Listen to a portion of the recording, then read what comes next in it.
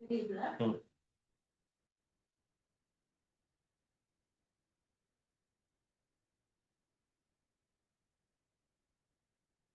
ಎಲ್ಲರಿಗೂ ನಮಸ್ಕಾರ. ಜೆ.ಕೆ. ಅವರ ಪುಸ್ತಕ ಶಿಕ್ಷಣ ಮತ್ತು ಜೀವನ ಅಧ್ಯಯನಕ್ಕೆ ಎಲ್ಲರಿಗೂ ಸ್ವಾಗತ. ಶಿಕ್ಷಣ ಮತ್ತು ವಿಶ್ವಶಾಂತಿ ಅನ್ನೋ ಒಂದು ಅಧ್ಯಯನ ಕಳೆದ ಒಂದು 4-5 ತರಗತಿಗಳಲ್ಲಿ ಅಧ್ಯಯನ ಮಾಡಿದ್ವಿ. 4-5 ತಿಂಗಳೇ ಆಗಿದೆ ಇದು. ಕಳೆದ ತರಗತಿನಲ್ಲಿ ಅದು ಮುಗ್ದಿತ್ತು. ಒಂದ್ಸಲ ಒಂದ್ ಕ್ಲಾಸಲ್ಲಿ ಅದನ್ನ ರಿವಿಷನ್ ಮಾಡೋಣ ಅಂತ ಅಂದ್ಬಿಟ್ಟು ಅದನ್ನ ಇವಾಗ ಯೋಚನೆ ಮಾಡಿದ್ವಿ. ಸೊ ಈಗ ಇಡೀ ಒಂದು ಓವರ್ ಆಲ್ ಆ ಒಂದು ಅಧ್ಯಾಯದಲ್ಲಿ ಏನ್ ಹೇಳ್ತಾರೆ ಅನ್ನೋದನ್ನ ಓವರ್ ಆಲ್ ಇವತ್ತಿನ ಕ್ಲಾಸ್ ಅಲ್ಲಿ ಅದನ್ನ ಅಧ್ಯಯನ ಮಾಡೋಣ. ಮುಂದಿನ ತರಗತಿನಲ್ಲಿ ನೆಕ್ಸ್ಟ್ ಪಾಠ ಅಧ್ಯಯನ ಶುರು ಮಾಡ್ಬೋದು. ಮೇಲ್ಮೇಲೆ ನೋಡ್ತಾ ಬರೋಣ ಒಂದ್ ಕಡೆ. ಅಂದ್ರೆ ಶಿಕ್ಷಣ ಮತ್ತು ವಿಶ್ವಶಾಂತಿ.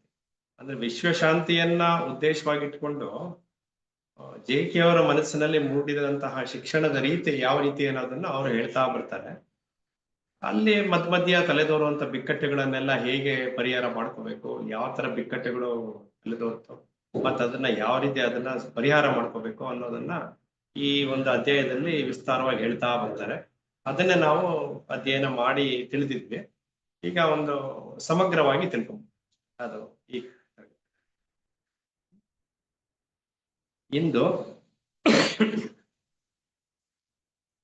ಇಂದು ನಮ್ಮ ಜಗತ್ತು ಎದುರಿಸುತ್ತಿರುವ ಬಿಕ್ಕಟ್ಟಿನ ಕ್ಷಣಗಳಲ್ಲಿ ಶಿಕ್ಷಣವು ಯಾವ ಪಾತ್ರವನ್ನು ವಹಿಸಬಲ್ಲದು? ಈ ಪ್ರಶ್ನೆಗೆ ಉತ್ತರ ಬೇಕಾದ್ರೆ ಬಿಕ್ಕಟ್ಟು ಹೇಗೆ ಬಂತು ಎಂದು ತಿಳಿದುಕೊಳ್ಳಬೇಕು. ಅಂದ್ರೆ ಫಸ್ಟ್ ಬಿಕ್ಕಟ್ಟು ಯಾವ ರೀತಿ ಬಂತು ಅಂತ ತಿಳ್ಕೊಂಡ್ರೆ ಮಾತ್ರ ಆ ಶಿಕ್ಷಣಕ್ಕೆ ಸರಿಯಾದಂತ ಒಂದು ರೀತಿಯನ್ನ ನಾವು ನೋಡ್ಕೊಳ್ಳೋದಕ್ಕಾಗತ್ತೆ. ಅದು ಅಲ್ಲಿಂದಲೇ ಅವರು ಯೋಚನೆ ಮಾಡಕ್ ಶುರು ಮಾಡ್ತಾರೆ. ಆ ಬಿಕ್ಕಟ್ಟು ಅನ್ನೋದು ಹೇಗೆ ಪ್ರಾರಂಭ ಆಯ್ತು, ಶಿಕ್ಷಣಕ್ಕೆ ಅದು ಹೇಗೆ ತೊಡಕಾಗಿ ನಿಂತ್ಕೊತು ಅನ್ನೋದನ್ನ ಅವರು ಅಲ್ಲಿಂದಲೇ ತಮ್ಮ ಯೋಚನಾ ಲಹರಿನ ಪ್ರಾರಂಭ ಮಾಡಿದ್ದಾರೆ. ನೋಡಿ, ಮನುಷ್ಯರು ಆಸ್ತಿಪಾಸ್ತಿಗಳು ಮತ್ತು ವಿಚಾರಗಳೊಂದಿಗೆ ತಾವು ಹೊಂದಿರುವ ಸಂಬಂಧಗಳನ್ನು ತಪ್ಪು ಮೌಲ್ಯಗಳನ್ನು ನಿಯಂತ್ರಿಸುತ್ತಿರುವುದೇ ಈ ಬಿಕ್ಕಟ್ಟಿಗೆ ಕಾರಣ. ಮೌಲ್ಯಗಳನ್ನ ತಪ್ಪಾಗಿ ಬಿಂಬಿಸ್ತಿರೋದು ಕಾರಣ ಆಗ್ತದೆ. ಅಂದ್ರೆ ಮೌಲ್ಯಗಳಲ್ಲಿ ಸರಿ ತಪ್ಪು ಯಾವ್ದು ಸರಿ ಯಾವ್ದು ತಪ್ಪು ಮತ್ತೆ ಯಾವ ರೀತಿ ಅದನ್ನ ಸರಿದೂಗಿಸ್ಬೇಕು ಅನ್ನೋದನ್ನ ಇವತ್ತಿನ ಒಂದು ಶಿಕ್ಷಣದಲ್ಲಿ ನೇರವಾಗಿ ಅದು ತಿಳ್ಕೊಬೇಕಾಗಿದೆ. ಅದ್ರ ಬಗ್ಗೆ ಏನು ಅವೇರ್ನೆಸ್ ಇಲ್ಲದೆ ಇರೋದ್ರಿಂದ ಈ ಒಂದು ಬಿಕ್ಕಟ್ಟು ಅಲ್ಲಿಂದ ಪ್ರಾರಂಭ ಆಗ್ತಾ ಇದೆ. ಈ ಸಂಗತಿಯು ಸ್ಪಷ್ಟವಾಗಿಯೇ ಇದೆ. ಇತರ ವ್ಯಕ್ತಿಯೊಳಗಿನ ನಮ್ಮ ಸಂಬಂಧವು ಸ್ವವೈಭವೀಕರಣದೊಂದಿಗೆ ಕಲುಷಿತವಾಗಿದೆ. ಬೇರೆಯವ್ರ ಜೊತೆ ನಮ್ಮ ಏನೋ ಒಂದು ಸಂಬಂಧ ಯಾವ ತರ ಇದೆ ಅಂತಂದ್ರೆ ನೀನ್ ಹೆಚ್ಚೋ ನಾನ್ ಹೆಚ್ಚೋ ಬರೀ ಆ ವೈಭವೀಕರಣಗೊಳಿಸ್ಕೊಳ್ಳೋದ್ರಲ್ಲೇ ಇದೆ. ನಮ್ಮಲ್ಲಿ ನಿಜವಾದಂತ ಅಂತಸತ್ವ ಏನು ಅನ್ನೋದ್ರ ಬಗ್ಗೆ ಯೋಚನೆ ಮಾಡಕ್ಕೆ ಹೋಗಲ್ಲ. ಬರೀ ವೈಭವೀಕರಣದಲ್ಲೇ ನಮ್ಮ ಒಂದು ಇದನ್ನ ನಾವು ತೊಡಗಿಸ್ಕೊಂಡ್ಬಿಡ್ತೀವಿ. ಆಸ್ತಿಯ ಮಾತು ಬಂತೆಂದರೆ ಎಲ್ಲವೂ ನಮಗೆ ಇರಬೇಕೆನ್ನುವುದೇ ನಮಗೆ ಧೋರಣೆ. ಇದು ಒಂದು ಸ್ವಾರ್ಥ ಮನೋಭಾವನೆ. ವಸ್ತುಸ್ಥಿತಿ ಹೀಗಿರುವಾಗ ಸಮಾಜ ರಚನೆಯು ಪೈಪೋಟಿಯನ್ನು ಅವಲಂಬಿಸುವುದರಲ್ಲಿ ತಾನುಂಟು 3 ಲೋಕ ಉಂಟು ಎಂಬ ನಿಲುವನ್ನು ತಳೆಯುವುದರಲ್ಲಿ ಆಶ್ಚರ್ಯವೇನಿದೆ? ವಿಚಾರಗಳ ಸೀಮೆಯಲ್ಲಂತೂ ಒಂದು ಐಡಿಯಾಲಜಿಯನ್ನು ಸಮರ್ಥಿಸಲೆಂದು ಇನ್ನೊಂದನ್ನು ಅಲೆಗಳೆಯುತ್ತೆ. ಅಂದ್ರೆ ನಮಗ್ ಬೇಕಾಗಿರುವಂತದ್ದು ನಮ್ಮ ಪರ ಇರುವಂತದ್ದು ಯಾವ್ದಾನ ಒಂದು ವಾದ ಮಾಡ್ಬೇಕು ಅಂತಂದ್ರೆ ಇನ್ನೊಂದು ವಾದನ ನಾವು ಆದಷ್ಟು ಅದನ್ನ ಕುಗ್ಗಿಸ್ತೀವಿ. ನಾವು ಆದಷ್ಟು ಅದರದ್ದೇ ಆದಂತ ಯಾವುದೇ ಒಂದು ಐಡಿಯಾಲಜಿಗೆ ಅದರದ್ದೇ ಆದಂತ ಒಂದು ಪ್ಲಸ್ ಮೈನಸ್ ಇದ್ದೇ ಇರುತ್ತೆ.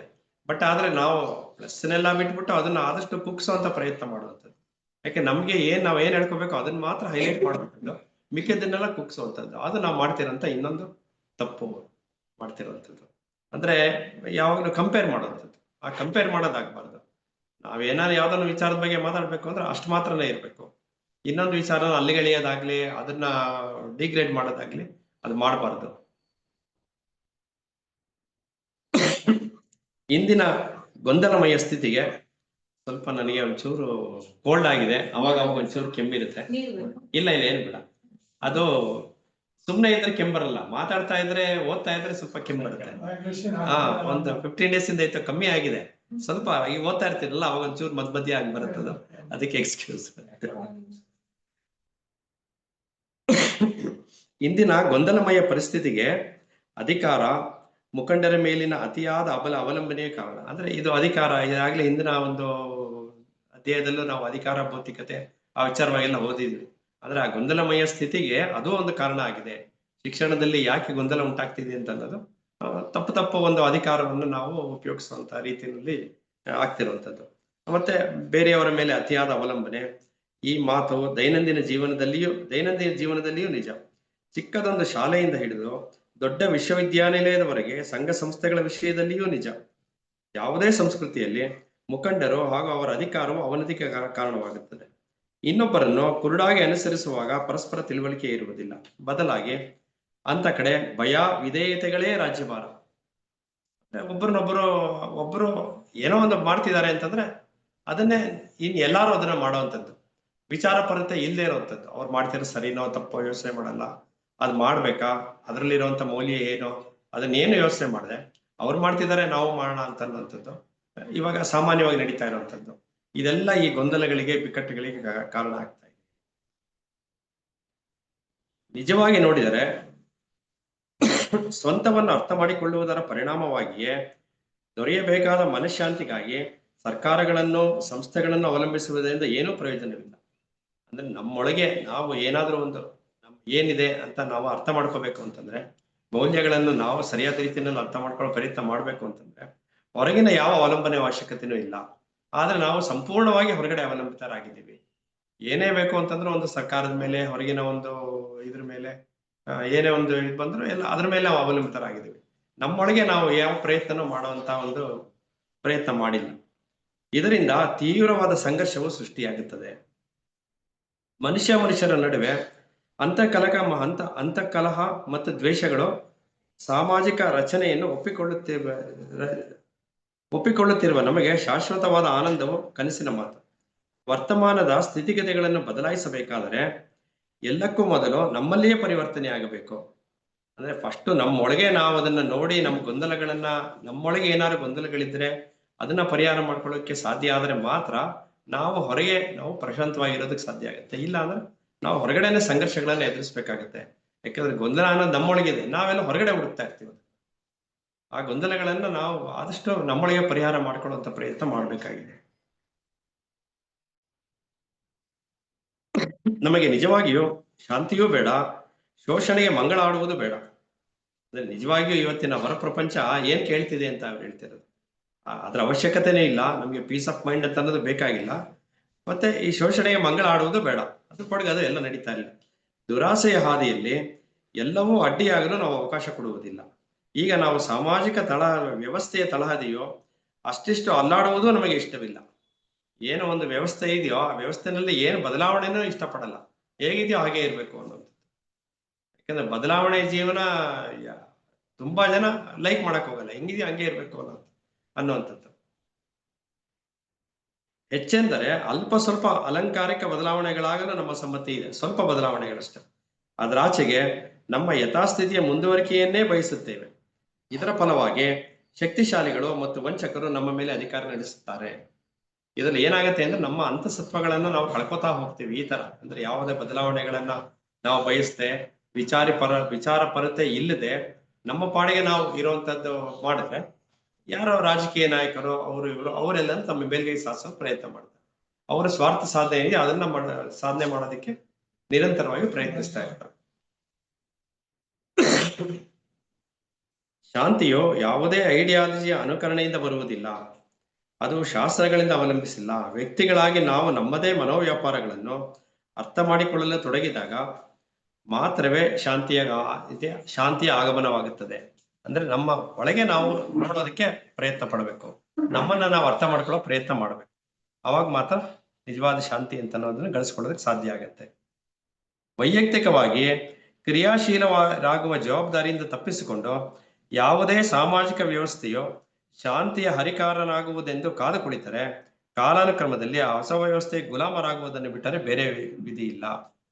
ಹೊಸ ವ್ಯವಸ್ಥೆಗಳ ಪರಿಣಾಮ ಇದು ಆಗ್ತಾ ಇದೆ. ಈ ತರ ಮನುಷ್ಯರ ನಡುವೆ ದಿನೇ ದಿನೇ ಹೆಚ್ಚುತ್ತಿರುವ ದ್ವೇಷವು ವಿವೇಕರಹಿತವಾದ ವಿನಾಶಕ್ಕೆ ದಾರಿ ಮಾಡಿಕೊಡುವುದರಿಂದ ಅದು ಲಾಭದಾಯಕವಲ್ಲ. ಇದು ಕೇವಲ ನಮ್ಮ ಅಂತಃಕಲ ಬಿಟ್ಬಿಟ್ಟು ನಮ್ಮ ಬಾಹ್ಯ ಒಂದು ದೃಷ್ಟಿ ಇರೋದ್ರಿಂದ ಮನುಷ್ಯರಲ್ಲಿ ಹೆಚ್ಚು ದ್ವೇಷ ಅದು ಹೆಚ್ಚಾಗ್ತಾ ಇದೆ. ಇದು ಈ ಸತ್ಯವು ನಮ್ಮ ಸರ್ಕಾರಗಳಿಗೆ, ಸರ್ವಾಧಿಕಾರಿಗಳಿಗೆ, ಬೃಹತ್ ವ್ಯಾಪಾರಿ ಉದ್ಯಮಗಳಿಗೆ, ಅಂತೆಯೇ ಧಾರ್ಮಿಕವಾದ ಪ್ರಭಾವಗಳನ್ನು ಹೊಂದಿರುವವರಿಗೆ ಮನದಟ್ಟಾಗಬೇಕು. ಅಂದ್ರೆ ಏನೋ ಒಂದು ಏರ್ ಪೊಲ್ಯೂಷನ್ ಇರ್ತಾರೋ ಅವ್ರು ಇದನ್ನ ಅರ್ಥ ಮಾಡ್ಕೊಂಡ್ರೆ ಅದಕ್ಕೆ ಒಂದು ಸಮಸ್ಯೆಗಳನ್ನ ಪರಿಹಾರವನ್ನ ಹುಡ್ಕೋ ಪ್ರಯತ್ನ ಮಾಡ್ಬೋದು. ಅಲ್ಲಿಂದಲೇ ಈ ಪ್ರಯತ್ನಗಳು ನಡೀತಾ ಇಲ್ಲ. ಅವರ ಮೇಲೆ ಕಾನೂನುಗಳ ಮೂಲಕ ಕಡ್ಡಾಯ ಮಾಡುವ ಮೂಲಕ, ಮಾರ್ಗಗಳ ಮೂಲಕ ಒತ್ತಾಯ ತರಬಹುದು. ನಮ್ಮ ವೈಯಕ್ತಿಕ ಹಂಬಲಗಳನ್ನು, ಮಹತ್ವಾಕಾಂಕ್ಷೆಗಳನ್ನು ಹತ್ತಿಕ್ಕಿ ಮನುಷ್ಯ ಜಾತಿಯ ಒಳಗಿನ ಸಾಧನೆಯಲ್ಲಿ ನೆರವಾಗಬೇಕೆಂದು ಬಲವಂತ ಮಾಡಬಹುದು. ನಿರ್ದಯಿಗಳಾಗಿರುವ ಪರಸ್ಪರ ಸ್ಪರ್ಧಿಸುವ ಶಿಕ್ಷಣವನ್ನು ಕೊಡಲಾಗುತ್ತಿದೆ. ನಮಗೆ ನಿರ್ದಯಿಯಾಗಿರುವ ಪರಸ್ಪರ ಸ್ಪರ್ಧಿಸುವ ಶಿಕ್ಷಣಗಳನ್ನು ಕೊಡಲಾಗುತ್ತದೆ. ಅಂದ್ರೆ ಶಿಕ್ಷಣದ ರೀತಿ ಆ ತರ ಆಗ್ತದೆ. ಬರೀ ಸ್ಪರ್ಧೆ ಮಾತ್ರ ಇದೆ ಅಷ್ಟೇ ಶಿಕ್ಷಣದಲ್ಲಿ. ನೀ ಮುಂದು ತಾ ಮುಂದು ಅನ್ನುವಂಥದ್ದು ಇದೆಯಾ ಹೊರತು ಯಾರು ಹೆಚ್ಚಿಗೆ ಮಾರ್ಕ್ಸ್ ತಗೋತಾನೆ ಅನ್ನೋದೇ ಮುಖ್ಯ ಆಗಿದೆಯಾ ಹೊರತು ಆ ವಿದ್ಯಾರ್ಥಿ ಏನ್ ಕಲಿತಾನೆ ಅನ್ನೋದ್ರ ಬಗ್ಗೆ ಗಮನ ಇಲ್ಲ. ಕೇವಲ ಅಂಕಗಳಲ್ಲಿ ಮಾತ್ರ ಇದೆ ಅದು. ಆಗ ಎಲ್ಲರೂ ಒಟ್ಟಾಗಿ ಇಡೀ ಜಗತ್ತಿನ ಹಿತಕ್ಕಾಗಿ ದುಡಿಯಬೇಕು ಎಂಬ ಒತ್ತಾಯವನ್ನು ತರಬಹುದು ನೋಡಿ. ಆಗ ಒಬ್ಬರು ಸ್ಪರ್ಧಿಸುವ ಶಿಕ್ಷಣವನ್ನು ಕೊಡಲಾಗುತ್ತಿದೆ. ಯಾರಿಗೆ ಗೊತ್ತು, ಆಗ ಅವರು ಒಬ್ಬರಿಗೊಬ್ಬರು ಗೌರವದಿಂದ ನೋಡಬೇಕು. ಎಲ್ಲರೂ ಒಟ್ಟಾಗಿ ಇಡೀ ಜಗತ್ತಿನ ಹಿತಕ್ಕಾಗಿ ದುಡಿಯಬೇಕು ಎಂಬ ಒತ್ತಾಯವನ್ನು ತರಬಹುದು. ಅಂದ್ರೆ ಒಬ್ಬರನ್ನೊಬ್ಬರಲ್ಲಿ ಗೌರವ ಅನ್ನೋದು ಬಂದ್ರೆ ಮಾತ್ರ ಅದು ಒಟ್ಟಿಗೆ ಒಂದು ಕೆಲಸ ಮಾಡೋದಕ್ಕೆ ಸಹಾಯ ಆಗುತ್ತೆ ಅನ್ನೋದು ನಿಜ. ಒಂದಲ್ಲ ಒಂದು ದಿನ ನಮಗೆಲ್ಲ ಹೊಟ್ಟೆ, ಬಟ್ಟೆ, ಆಹಾರ, ಮೈತುಂಬ ಬಟ್ಟೆ, ವಸತಿ ಸೌಕರ್ಯ ಸಿಕ್ಕಿಬಿಡಬಹುದು. ಅಂದ್ರೆ ಬೇಸಿಕ್ ಕಮ್ಯುನಿಟೀಸ್ ಏನಿದೆಯೋ ಅದು ಇವತ್ತಿನ ಪ್ರಾಪಂಚಿಕ ಒಂದು ವ್ಯವಹಾರದ ದೃಷ್ಟಿಯಲ್ಲಿ ಅದನ್ನ ಗಳಿಸ್ಕೊಳ್ಳೋದೇನು ತೊಂದರೆ ಆಗೋದಿಲ್ಲ. ಅದು ನಿಜವಾಗಿಯೂ ಏನ್ ತೊಂದರೆ ಆಗ್ತಿದೆ ಅನ್ನೋದನ್ನ ಯೋಚನೆ ಮಾಡ್ತಾ ಇದ್ದಾರೆ ಇಲ್ಲಿ. ಆದರೆ ಆಗಲೂ ನಮ್ಮ ಸಂಘರ್ಷಗಳಿಂದ, ದ್ವೇಷಗಳಿಂದ ಬಿಡುಗಡೆ ಸಿಕ್ಕುವುದಿಲ್ಲ. ಅದು ಮಾತ್ರ ನಮ್ಮೊಳಗೆ ಅದು ಹಂಗೆ ಇರುತ್ತೆ. ಕೇವಲ ಹೊಟ್ಟೆ ಬಟ್ಟೆಗೆ ಅಂತ ಜನ ದಿನ ಬೆಳಗಾದ ಕಷ್ಟಪಡ್ತಾರೆ. ಆದ್ರೆ ಅದಕ್ಕೇನು ತೊಂದರೆ ಇಲ್ಲ. ಅದಕ್ಕೆ ಇವತ್ತಿನ ಒಂದು ಸ್ಥಿತಿಗೆ ಅದು ಈಸಿಯಾಗಿ ಸಿಗ್ತಾ ಇದೆ ಎಲ್ಲಾರ್ಗು. ಬಟ್ ಆದ್ರೂ ಅದಕ್ಕೆ ಅಂತಾನೆ ಜನ ದುಡಿತಾ ಇದ್ದಾರೆ. ಅವ್ರು ಏನ್ ಬಿಟ್ಟಿದಾರಲ್ಲಿ ಅಂತಂದ್ರೆ ಸಂಘರ್ಷಗಳು, ದ್ವೇಷಗಳಿಂದ ಹೊರಬರೋದಕ್ಕೆ ಪ್ರಯತ್ನ ಮಾಡ್ತಾ ಇಲ್ಲ. ಬದಲಾಗಿ ಅದು ಇನ್ನೊಂದು ನೆಲೆಗೆ ವರ್ಗಾವಣೆ ಆಗುತ್ತದೆ. ಅಲ್ಲಿ ಒಂದಷ್ಟು ರಾಕ್ಷಸೀಯವೂ ವಿನಾಶಕಾರಿಯೂ ಆಗಿಬಿಡಬಹುದು. ನಿಜವಾಗಿಯೂ ನೈತಿಕವೂ ನ್ಯಾಯಬದ್ಧವೂ ಆದ ಕ್ರಿಯೆಯು ಸ್ವಯಂ ಪ್ರೇರಿತವಾಗಿರುತ್ತದೆ. ಪರಸ್ಪರ ತಿಳುವಳಿಕೆ ಮಾತ್ರವೇ ಮನುಷ್ಯನಿಗೆ ಸುಖ ಶಾಂತಿಗಳನ್ನು ತರಬಲ್ಲದು. ಮುಖ್ಯವಾಗಿ ನಾವು ಅಲ್ಲಿ ಆ ಒಂದು ಆಂಗಲಿಂದ ಯೋಚನೆ ಮಾಡಲೇಬೇಕಾಗಿದೆ. ಪರಸ್ಪರ ತಿಳುವಳಿಕೆ ಬರಬೇಕು ಅಂತಂದ್ರೆ ನಮ್ಮೊಳಗೆ ಒಂದು ಸಂವಹನ ಇರಬೇಕು. ಅವಾಗ ಮಾತ್ರ ತಿಳುವಳಿಕೆ ಆಗೋದಕ್ಕೆ ಸಾಧ್ಯ ಆಗುತ್ತೆ. ನಂಬಿಕೆಗಳು, ಐಡಿಯಾಲಜಿಗಳು ಮತ್ತು ಸಂಘಟಿತ ಧರ್ಮಗಳು ನಮ್ಮ ನೆರೆಯವರನ್ನೇ ನಮ್ಮ ಮೇಲೆ ಎತ್ತಿ ಕಟ್ಟುತ್ತದೆ. ನಂಬಿಕೆಗಳು ಮೂಢನಂಬಿಕೆಗಳಾಗ್ಬೋದು. ನಂಬಿಕೆಗಳು ಯಾವ ತರವೇ ಇರುತ್ತೆ ಅಂತ ಹೇಳಕ್ಕಾಗಲ್ಲ. ಆ ತರ ಒಂದು ಪರ್ಟಿಕ್ಯುಲರ್ ಒಂದು ಐಡಿಯಾಲಜಿಗಳು ಅಂದ್ರೆ ಒಂದು ಚೌಕಟ್ಟಿನೊಳಗೆ ಬದುಕುವಂಥದ್ದು, ಇದೆಲ್ಲಾನು ದ್ವೇಷಕ್ಕೆ ಕಾರಣ ಆಗುವಂಥದ್ದು. ನನ್ನ ಒಳಗೊಳಗೆ ಭಿನ್ನ ಅಭಿಪ್ರಾಯಗಳನ್ನು ಸೃಷ್ಟಿಸುವಂಥದ್ದು ಇದೇ ಆಗಿರುತ್ತೆ. ದೇಶಭಕ್ತಿ ಎಂಬ ಬಹುದೊಡ್ಡ ಸಮಸ್ಯೆಯು ದತ್ತೆಂದು ನಮ್ಮೆದುರು ನಿಂತರೆ ನಮ್ಮಲ್ಲಿ ದೇಶಭಕ್ತಿಯು ಸ್ಫುರಣವಾಗುವುದು ಯಾವಾಗ? ಅಂದ್ರೆ ದೇಶಭಕ್ತಿ ಅಂತ ಅನ್ನೋದು ಹುಟ್ಟಿದಾಗ ಅದು ಸರಿನೋ ತಪ್ಪೋ ಅನ್ನೋದನ್ನ ಇಲ್ಲಿ ಯೋಚನೆ ಮಾಡ್ತಾ ಇದ್ದಾರೆ. ಅದು ದೇಶಭಕ್ತಿಯ ಸ್ಫುರಣವಾಗುವುದು ಯಾವಾಗ? ಅದು ದಿನವೂ ನಮ್ಮನ್ನು ಆವರಿಸಿರುವ ಭಾವನೆ ಎಲ್ಲವೆನ್ನುವುದು ಸ್ಪಷ್ಟವಾಗಿಯೇ ಇದೆ. ಆದರೆ ನಮ್ಮ ಪಠ್ಯಪುಸ್ತಕಗಳು, ವೃತ್ತಪತ್ರಿಕೆಗಳು ಹಾಗೂ ಪ್ರಚಾರ ಮಾಧ್ಯಮಗಳು ನಾವು ದೇಶಭಕ್ತರಾಗಬೇಕೆಂದು ತೀವ್ರವಾಗಿ ಪ್ರೋತ್ಸಾಹಿಸುತ್ತದೆ. ಅಂದ್ರೆ ನಮ್ಮ ಹೊರ ಪ್ರಪಂಚದಲ್ಲಿ ಏನ್ ನಡೀತಾ ಇದೆ ಅಂತಂದ್ರೆ ಆ ದೇಶಭಕ್ತಿ ಬಗ್ಗೆ ಹೆಚ್ಚಾಗಿ ಅದನ್ನ ಇದ್ ಮಾಡ್ತಾ ಇದ್ದಾರೆ. ಎಲ್ಲಾರು ಪ್ರೋತ್ಸಾಹ ಕೊಡ್ತಾ ಇದ್ದಾರೆ. ಅದ್ರ ಬಗ್ಗೆ ಗಮನ ಕೊಡ್ಬೇಕು ಅಂತ ಅನ್ನುವಂಥದ್ದು. ಅದ್ರ ಪರಿಣಾಮ ಏನಾಗುತ್ತೆ ಅಂತ ಈಗ ಯೋಚನೆ ಮಾಡ್ತಾ ಇದ್ದಾರೆ ಮುಂದಕ್ಕೆ. ನಮ್ಮ ರಾಷ್ಟ್ರ ನಾಯಕರನ್ನು ಹೊಗಳುವುದರ ಮೂಲಕ ನಮ್ಮ ದೇಶ ಮತ್ತು ಅವರ ಜೀವನ ವಿಧಾನಗಳು ಅಥವಾ ಇತರ ದೇಶಗಳಿಗಿಂತ ಉತ್ತಮವೆಂದು ಹೇಳುವುದರ ಮೂಲಕ ಮಾಧ್ಯಮಗಳು ದೇಶ ಪ್ರೇಮವನ್ನು ಉದ್ದೀಪನಗೊಳಿಸುತ್ತಿವೆ. ಬೇರೆ ದೇಶ ಕಂಪೇರ್ ಮಾಡುವಂಥದ್ದು, ಬೇರೆ ನಾಯಕರುಗಳಿಗೆ ಕಂಪೇರ್ ಮಾಡುವಂಥದ್ದು, ಇದರಿಂದ ಏನಾಗುತ್ತಿದೆ ಅಂದ್ರೆ ದೇಶ ಪ್ರೇಮನ ಜಾಸ್ತಿ ಮಾಡ್ತಾ ಇದೆ. ದೇಶ ಪ್ರೇಮನ ಯಾವಾಗ ಜಾಸ್ತಿ ಮಾಡುತ್ತೋ ಅವಾಗ ನಮ್ಮೊಳಗೆ ಸೀಮಿತವಾದಂತ ಒಂದು ಚೌಕಟ್ಟು ಬೆಳೆಯುತ್ತೆ, ಒಂದು ಮತ ಬೆಳೆಯುತ್ತೆ, ಒಂದು ಧರ್ಮ ಬೆಳೆಯುತ್ತೆ. ಅದೆಲ್ಲ ಬೆಳೆಯೋದಕ್ಕೆ ಕಾರಣ ಆಗೋದಕ್ಕೆ ಈ ದೇಶಭಕ್ತಿ ಅನ್ನೋದೇ ಕಾರಣ ಆಗಿದೆ ಅಂತ. ಅದೇ ಈ ದೇಶಭಕ್ತಿ ಅಂತ ಅನ್ನೋದು ಬರೀ ದೇಶಕ್ಕೆ ಅನ್ವಯ ಆಗ್ಬಾರ್ದು, ಇಡೀ ವಿಶ್ವಕ್ಕೆ ಅನ್ವಯ ಆಗ್ಬೇಕು ಅನ್ನುವಂತ ಹೇಳೋ ಪ್ರಯತ್ನ ಇನ್ನು ಮಾಡ್ತಾ ಇರೋದು. ನಾವು ನಿರ್ದಿಷ್ಟ ರಾಜಕೀಯ ಅಥವಾ ಧಾರ್ಮಿಕ ಪಂಗಡಕ್ಕೆ ಸೇರಿದ್ದೇವೆ. ನಾವು ಈ ದೇಶಕ್ಕೆ ಆ ದೇಶದ ಪ್ರಜೆಗಳು ಎಂಬ ಮಾತನ್ನು ಮತ್ತೆ ಮತ್ತೆ ಕೇಳಿದಾಗ ನಮ್ಮ ಅಹಂಕಾರದ ಕಿರು ಬಲೂನುಗಳಲ್ಲಿ ಗಾಳಿ ತುಂಬಿಕೊಳ್ಳುತ್ತದೆ. ನೋಡಿ, ಯಾವ್ದೋ ಒಂದು ಪಂಗಡಕ್ಕೆ ಒಂದು ಚೌಕಟ್ಟಿನೊಳಗೆ ಇರೋದ್ರಿಂದ ನಾವು ಅಲ್ಲಿ ಏನೋ ಒಂದು ಸಾಧನೆ ಮಾಡ್ತಾ ಇದೀವಿ ಅನ್ನುವಂತ ಒಂದು ಅಹಂಕಾರ ನಮ್ಮಲ್ಲಿ ಸೇರ್ಕೊಳ್ಳುತ್ತೆ. ನಾವು ಒಂದು ಚೌಕಟ್ಟಿನೊಳಗೆ ಇರ್ತೀವಿ. ಅದರಿಂದ ಅವು ಹಡಗಿನ ಹಾಯಿಪಟಗಳಂತೆ ಊದಿಕೊಳ್ಳುತ್ತವೆ. ನಾವು ನಮ್ಮ ದೇಶ, ಜನಾಂಗ, ಐಡಿಯಾಲಜಿಗಳಿಗಾಗಿ ಕೊಲ್ಲಲು ತಯಾರಾಗುತ್ತೇವೆ. ಅವಾಗ ಏನಾಗುತ್ತೆ ಅಂದ್ರೆ, ನಾವು ನಮ್ಮ ಚೌಕಟ್ಟಿನೊಳಗೆ ಇರೋದ್ರೆ ಅಷ್ಟು ಮಾತ್ರನೇ ನಮ್ಮ ಗಮನ ಇರುತ್ತೆ. ಹೊರಗಿನವರೆಲ್ಲ ಶತ್ರುಗಳು ಅಂತ ಆಗ್ಬಿಡುತ್ತೆ. ಅಲ್ಲಿ ಭೇದ ಭಾವ ಅಂತ ಸೃಷ್ಟಿಯಾಗುತ್ತೆ. ದ್ವೇಷ ಅನ್ನುವಂಥದ್ದು ಬೆಳೀತಾ ಹೋಗುತ್ತೆ. ಹೀಗೆ ದೇಶಗಳನ್ನು ಪ್ರತ್ಯೇಕಿಸಿ ಬಿಡುವ ರಾಷ್ಟ್ರೀಯತೆಯ ಧ್ಯೇಯವು ಜಗತ್ತಿನ ತುಂಬಾ ಬೆಂಕಿಯಂತೆ ಹರಡುತ್ತಿದೆ. ರಾಷ್ಟ್ರೀಯತೆ ಎನ್ನುವಂಥದ್ದೇ ಈ ತರ ಒಂದು ಅಪಾಯಕರವಾದಂತಹ ಒಂದು ಬೆಳವಣಿಗೆ ಆಗಿರುತ್ತೆ. ಇನ್ನಷ್ಟು ಅಧಿಕಾರ, ಮತ್ತಷ್ಟು ರಾಜ್ಯ ವಿಸ್ತರಣೆ ಅಥವಾ ಅಪಾರವಾದ ಸಂಪತ್ತಿಗಾಗಿ ಹಾತೊರೆಯುತ್ತಿರುವ ಜನ ದೇಶಭಕ್ತಿಯನ್ನು ಬೆಳೆಸುತ್ತಾರೆ. ಯಾರು ಬೆಳೆಸ್ತಾರೆ ಅನ್ನೋದು ಇಲ್ಲಿ ಅಂದ್ರೆ ಅದರಿಂದ ಅಷ್ಟು ಸ್ವಾರ್ಥ ಸಾಧನೆ ಎಲ್ಲ ಇರುತ್ತೆ. ಅದನ್ನು ಬಹಳ ಜಾಣತನದಿಂದ ತಮ್ಮ ಲಾಭಕ್ಕಾಗಿ ಬಳಸಿಕೊಳ್ಳುತ್ತಾರೆ. ಈ ಪ್ರಕ್ರಿಯೆಗಳಲ್ಲಿ ನಮ್ಮಲ್ಲಿ ಪ್ರತಿಯೊಬ್ಬರೂ ಭಾಗಿಗಳು. ಏಕೆಂದರೆ ನಮಗೂ ಎಲ್ಲ ಸಂಗತಿಗಳು ಬೇಕು. ಇತರ ನಾಡುಗಳ ಮೇಲೆ, ಜನಸಮುದಾಯಗಳ ಮೇಲೆ ಪಡೆಯುವ ಗೆಲುವುಗಳು ನಾವು ಉತ್ಪಾದಿಸುವ ಸರಕುಗಳಿಗೆ ಹೊಸ ಮಾರುಕಟ್ಟೆಗಳನ್ನು ದೊರಕಿಸಿಕೊಡುತ್ತೇವೆ. ಹಾಗೆಯೇ ನಮ್ಮ ರಾಜಕೀಯ ಮತ್ತು ಧಾರ್ಮಿಕ ಐಡಿಯಾಲಜಿಗಳಿಗೂ ಮಾರುಕಟ್ಟೆಗಳಾಗುತ್ತವೆ. ಅಂದ್ರೆ ಅದರಲ್ಲಿ ಮಧ್ಯ ಒಂದು ಸ್ವಾರ್ಥ ಸಾಧನೆಯನ್ನು ಬೆಳೆಸ್ಕೊತಾ ಹೋಗ್ತಾರೆ. ಇವ್ರದ್ದೇನು ವ್ಯಾಪಾರ ವ್ಯವಹಾರಗಳು ಏನೇ ಇದ್ರು ಜೊತೆನಲ್ಲಿ ಧಾರ್ಮಿಕ ನಂಬಿಕೆಗಳು, ಅವರು ಈ ಒಂದು ಚೌಕಟ್ಟುಗಳಲ್ಲಿ ಬೆಳೆಯುವಂಥದ್ದು ಇದು ಹೆಚ್ಚು ಮಾಡ್ತಾ ಹೋಗ್ತಾರೆ. ಇದನ್ನ ಹಿಂಸೆ ಮತ್ತು ದ್ವೇಷಗಳ ಎಲ್ಲ ಅಭಿವ್ಯಕ್ತಿಗಳನ್ನು ನಾವು ಮುಕ್ತವಾದ ಪೂರ್ವಗ್ರಹ ರಹಿತವಾದ ಮನಸ್ಸಿನಿಂದ ನೋಡಬೇಕು. ಅಂತಹ ಮನಸ್ಸು ತನ್ನನ್ನು ಯಾವುದೇ ದ್ವೇಷ, ಜನಾಂಗ ಅಥವಾ ಐಡಿಯಾಲಜಿಗಳೊಂದಿಗೆ ಗುರುತಿಸಿಕೊಳ್ಳುವುದಿಲ್ಲ. ಅಂದ್ರೆ ಯಾವಾಗ ಮುಕ್ತ ಮನಸ್ಸಿನಿಂದ ನಾವು ನೋಡೋದಕ್ಕೆ ಆಗತ್ತೋ, ಪೂರ್ವಗ್ರಹ ಪೀಡಿತರಿಂದ ಮನಸ್ಸಿನಿಂದ ನೋಡಕ್ಕಾಗತ್ತೋ, ಅವಾಗ ಅಂತ ಮನಸ್ಸು ದೇಶ, ಜನಾಂಗ ಅದೆಲ್ಲದರಿಂದ ಹೊರತಾಗುತ್ತೆ. ಯಾವುದೇ ಒಂದು ಐಡಿಯಾಲಜಿ, ಯಾವುದೇ ಒಂದು ಚೌಕಟ್ಟು, ಯಾವುದೇ ಒಂದು ಧರ್ಮ, ಅದೆಲ್ಲದಿಂದ ಹೊರ ನಿಂತು ನೋಡೋದಕ್ಕೆ ಸಾಧ್ಯ ಆಗತ್ತೆ. ಆ ತರ ನೋಡೋ ಪ್ರಯತ್ನ ಮಾಡಬೇಕಾಗಿದೆ. ಬದಲಾಗಿ ಯಾವುದು ನಿಜವೋ ಅದನ್ನು ಕಂಡುಕೊಳ್ಳಲು ಪ್ರಯತ್ನಿಸುತ್ತದೆ. ಆ ಪ್ರಯತ್ನ ಮಾಡಿದ್ರೆ ನಮಗೆ ಸತ್ಯವನ್ನ ಅರಿಯುವಂತ ಪ್ರಯತ್ನದ ಒಂದು ಹೆಜ್ಜೆ ನಾವು ಇಟ್ಟಾಗತ್ತೆ.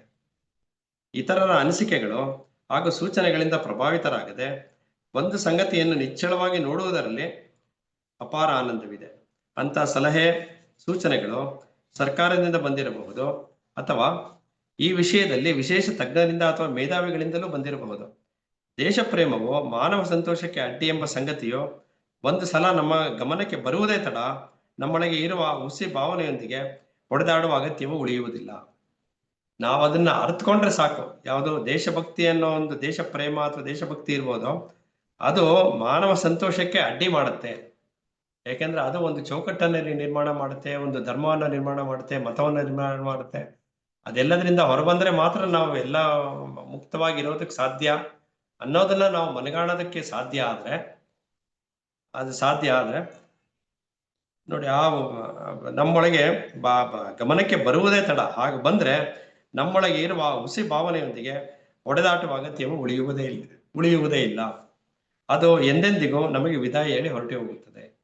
ಅಂದ್ರೆ ಇದನ್ನ ನಾವು ಮನಸ್ಪೂರ್ವಕವಾಗಿ ಇದನ್ನ ಒಪ್ಕೊಂಡು ನಮ್ಮೊಳಗೆ ನಾವು ಅದು ಕಂಡ್ಕೊಳ್ಳೋದಕ್ಕೆ ಸಾಧ್ಯ ಆದ್ರೆ ಅದನ್ನ ಆಚರಣೆ ತರೋದಕ್ಕೆ ಸಾಧ್ಯ ಆಗುತ್ತೆ. ಈಗ ಓದೋದೊಂದು, ಕೇಳೋದೊಂದು, ಅದನ್ನ ಅರ್ಥ ಮಾಡ್ಕೊಂಡು ನಮ್ಮಲ್ಲಿ ರೂಢಿಸ್ಕೊಳ್ಳೋದಿದೆಯಲ್ಲ, ಅದು ಸಾಧ್ಯ ಆದಾಗ ನಮ್ಮೊಳಗೆ ಅದು ಬೆಳೆಯೋದಕ್ಕೆ ಪ್ರಾರಂಭ ಆಗುತ್ತೆ ಅನ್ನೋದು. ಅದಕ್ಕೆ ಈ ತರ ಒಂದು ಶಿಕ್ಷಣ ಚಿಕ್ಕ ವಯಸ್ಸಿಂದ ಕೊಟ್ಟಾಗ ಅದನ್ನ ರೂಢಿಸ್ಕೊಳ್ಳೋದಕ್ಕೆ ಸಾಧ್ಯ ಆಗುತ್ತೆ. ಈಗ ಹೆಚ್ಚು ಜನ ವಯಸ್ಕರು ಇದನ್ನ ಕೇಳ್ತಾರೆ, ಅರ್ಥ ಮಾಡ್ಕೋತಾರೆ, ಆದ್ರೆ ಅದನ್ನ ಆಚರಣೆಗೆ ತರೋದಕ್ಕೆ ಕಷ್ಟ. ಯಾಕೆಂದ್ರೆ ಆ ಬದಲಾವಣೆಯನ್ನ ನಿರೀಕ್ಷೆ ಮಾಡೋದಿಲ್ಲ, ಅಪೇಕ್ಷಿಸೋದಿಲ್ಲ ಹೆಚ್ಚು ಜನ. ಅದು ಚಿಕ್ಕ ವಯಸ್ಸಿಂದಲೇ ಬರೋದಕ್ಕೆ ಸಾಧ್ಯ ಆದ್ರೆ ಆ ಬದಲಾವಣೆ ಅಂತನ್ನುವಂಥದ್ದು ಈ ತರ ಒಂದು ಒಳ್ಳೆ ರೀತಿಯಲ್ಲಿ ಆಗತ್ತೆ.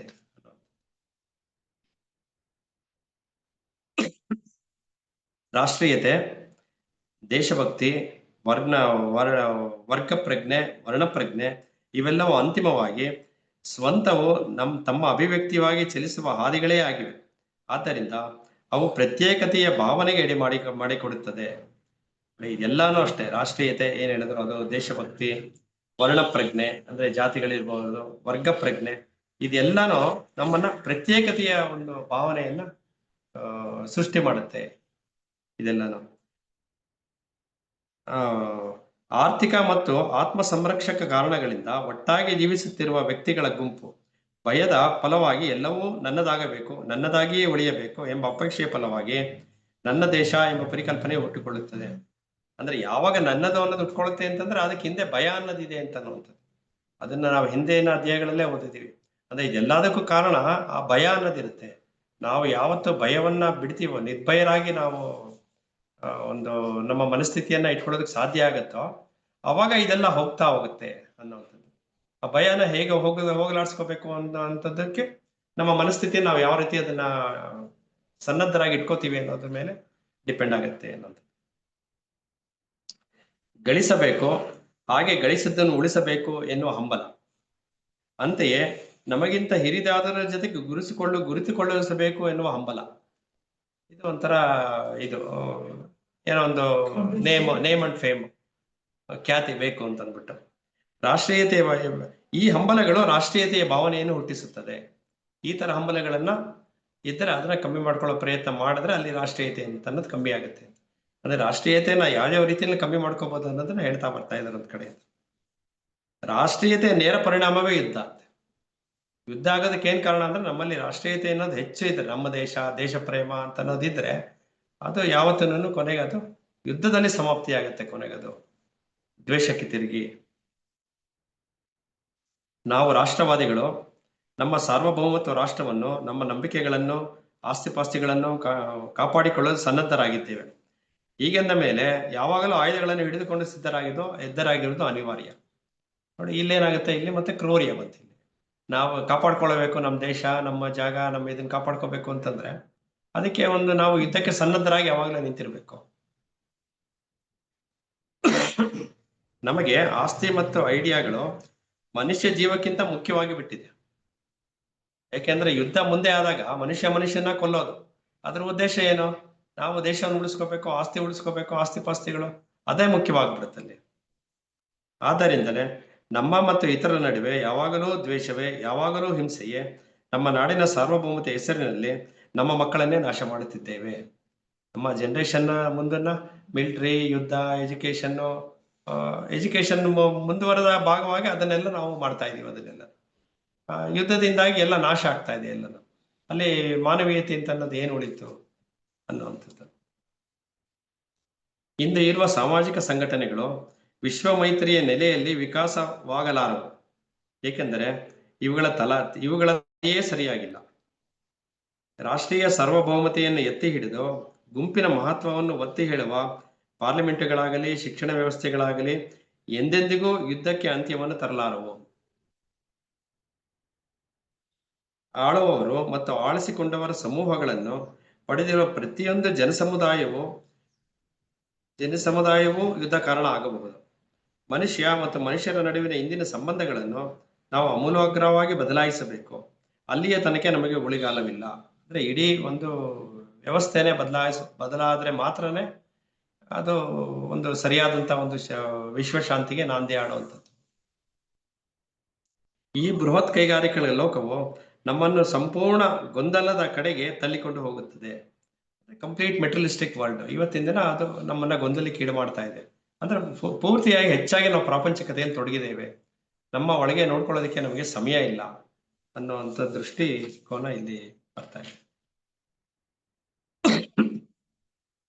ನಾವು ಬಹು ಮೇಧಾವಿಗಳಾದ ಇಂಜಿನಿಯರ್ಗಳು, ವಿಜ್ಞಾನಿಗಳು, ಆಡಳಿತಗಾರರು ಹಾಗೂ ಕೆಲಸಗಾರರನ್ನು ರೂಪಿಸುವ ಶಿಕ್ಷಣ ನೀಡಬಹುದು. ಆ ಶಿಕ್ಷಣದಿಂದ ಇವತ್ತಿಂದ ಅದೆಲ್ಲ ಸಾಧ್ಯ ಆಗ್ತಾ ಇದೆ. ಇಂಜಿನಿಯರ್ಗಳು ಎಲ್ಲ ಒಂದು ತಾಂತ್ರಿಕತೆ ಮುಂದುವರಿಯೋದು ಎಲ್ಲ ಆಗ್ತಾ ಇದೆ ಎಲ್ಲಾನು.